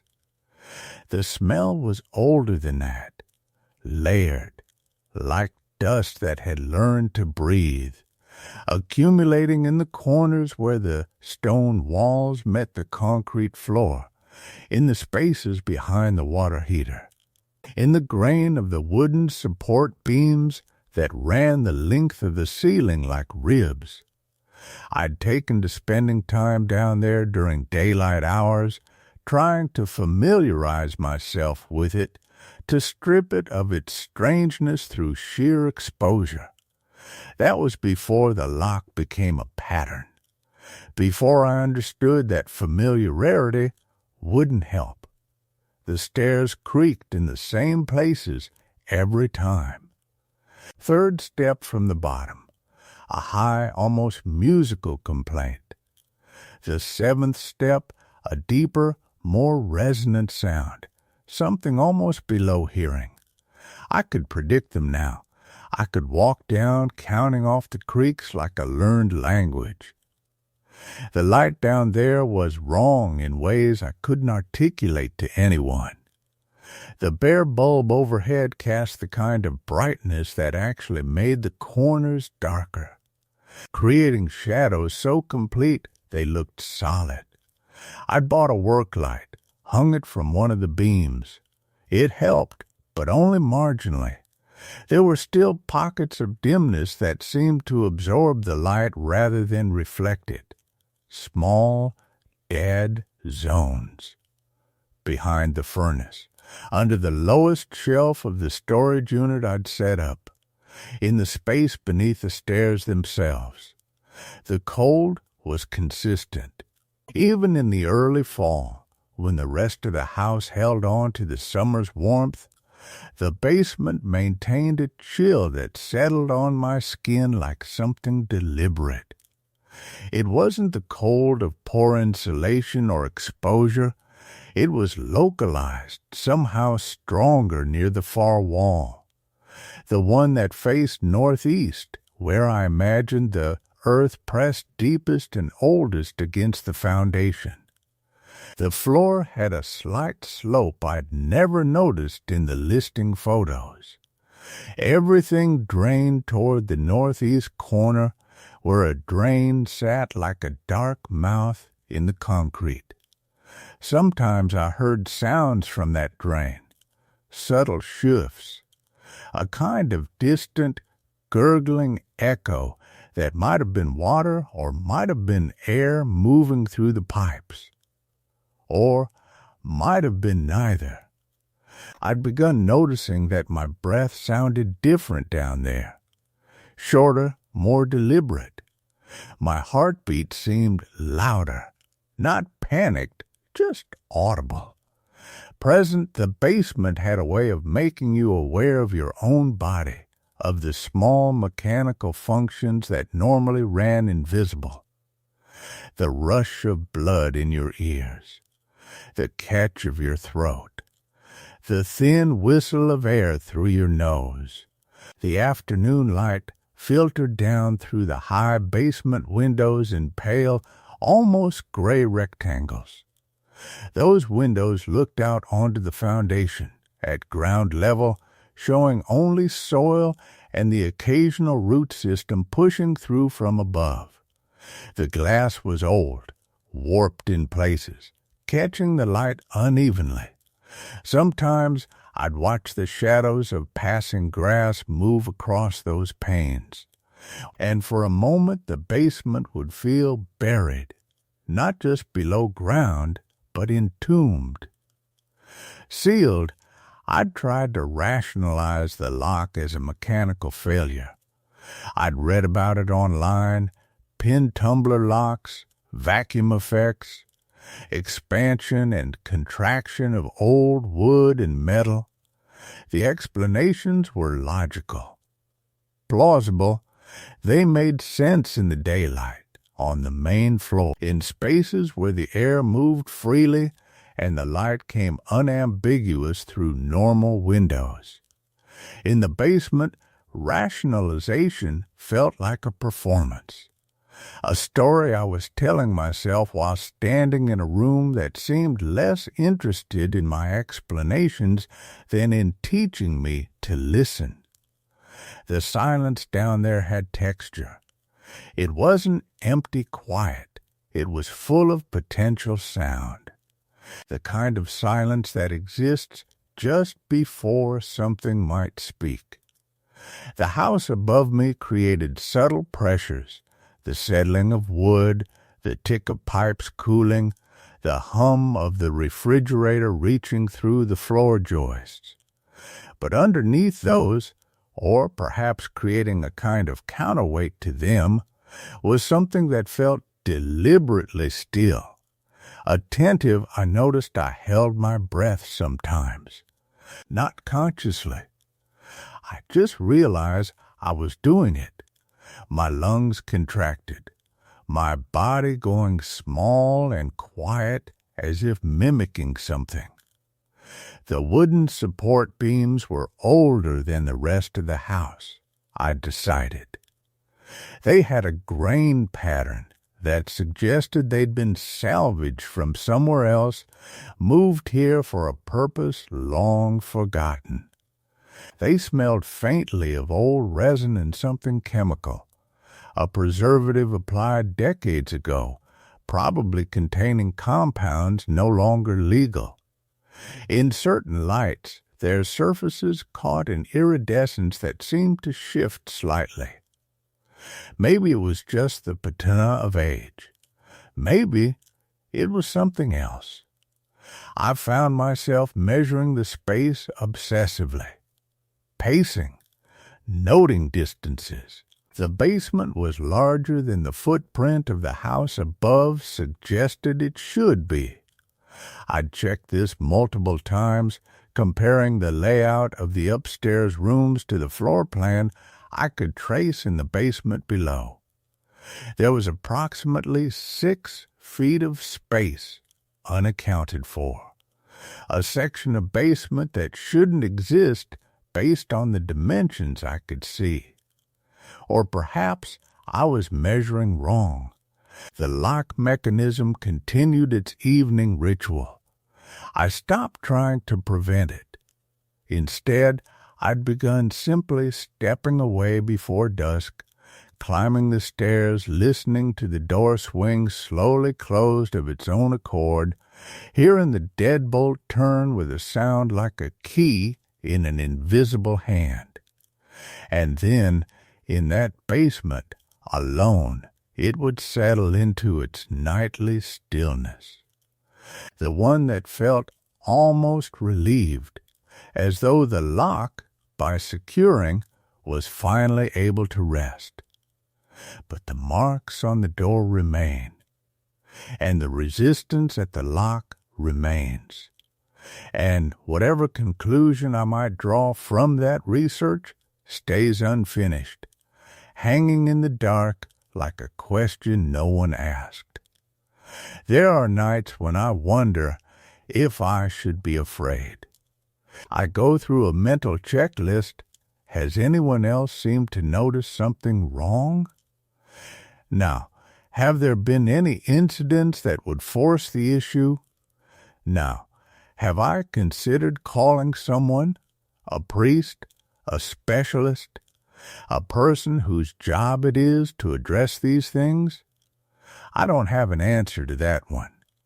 I've thought about it, but only in the abstract, in the way you think about moving to another country, or learning a new language, or doing any of the 1,000 things you might do in another life. It doesn't feel urgent. The door hasn't opened. Whatever is on the other side is apparently content to stay where it is, as long as I keep the lock secure. Last week, I realized I'd stopped hearing the groaning sound.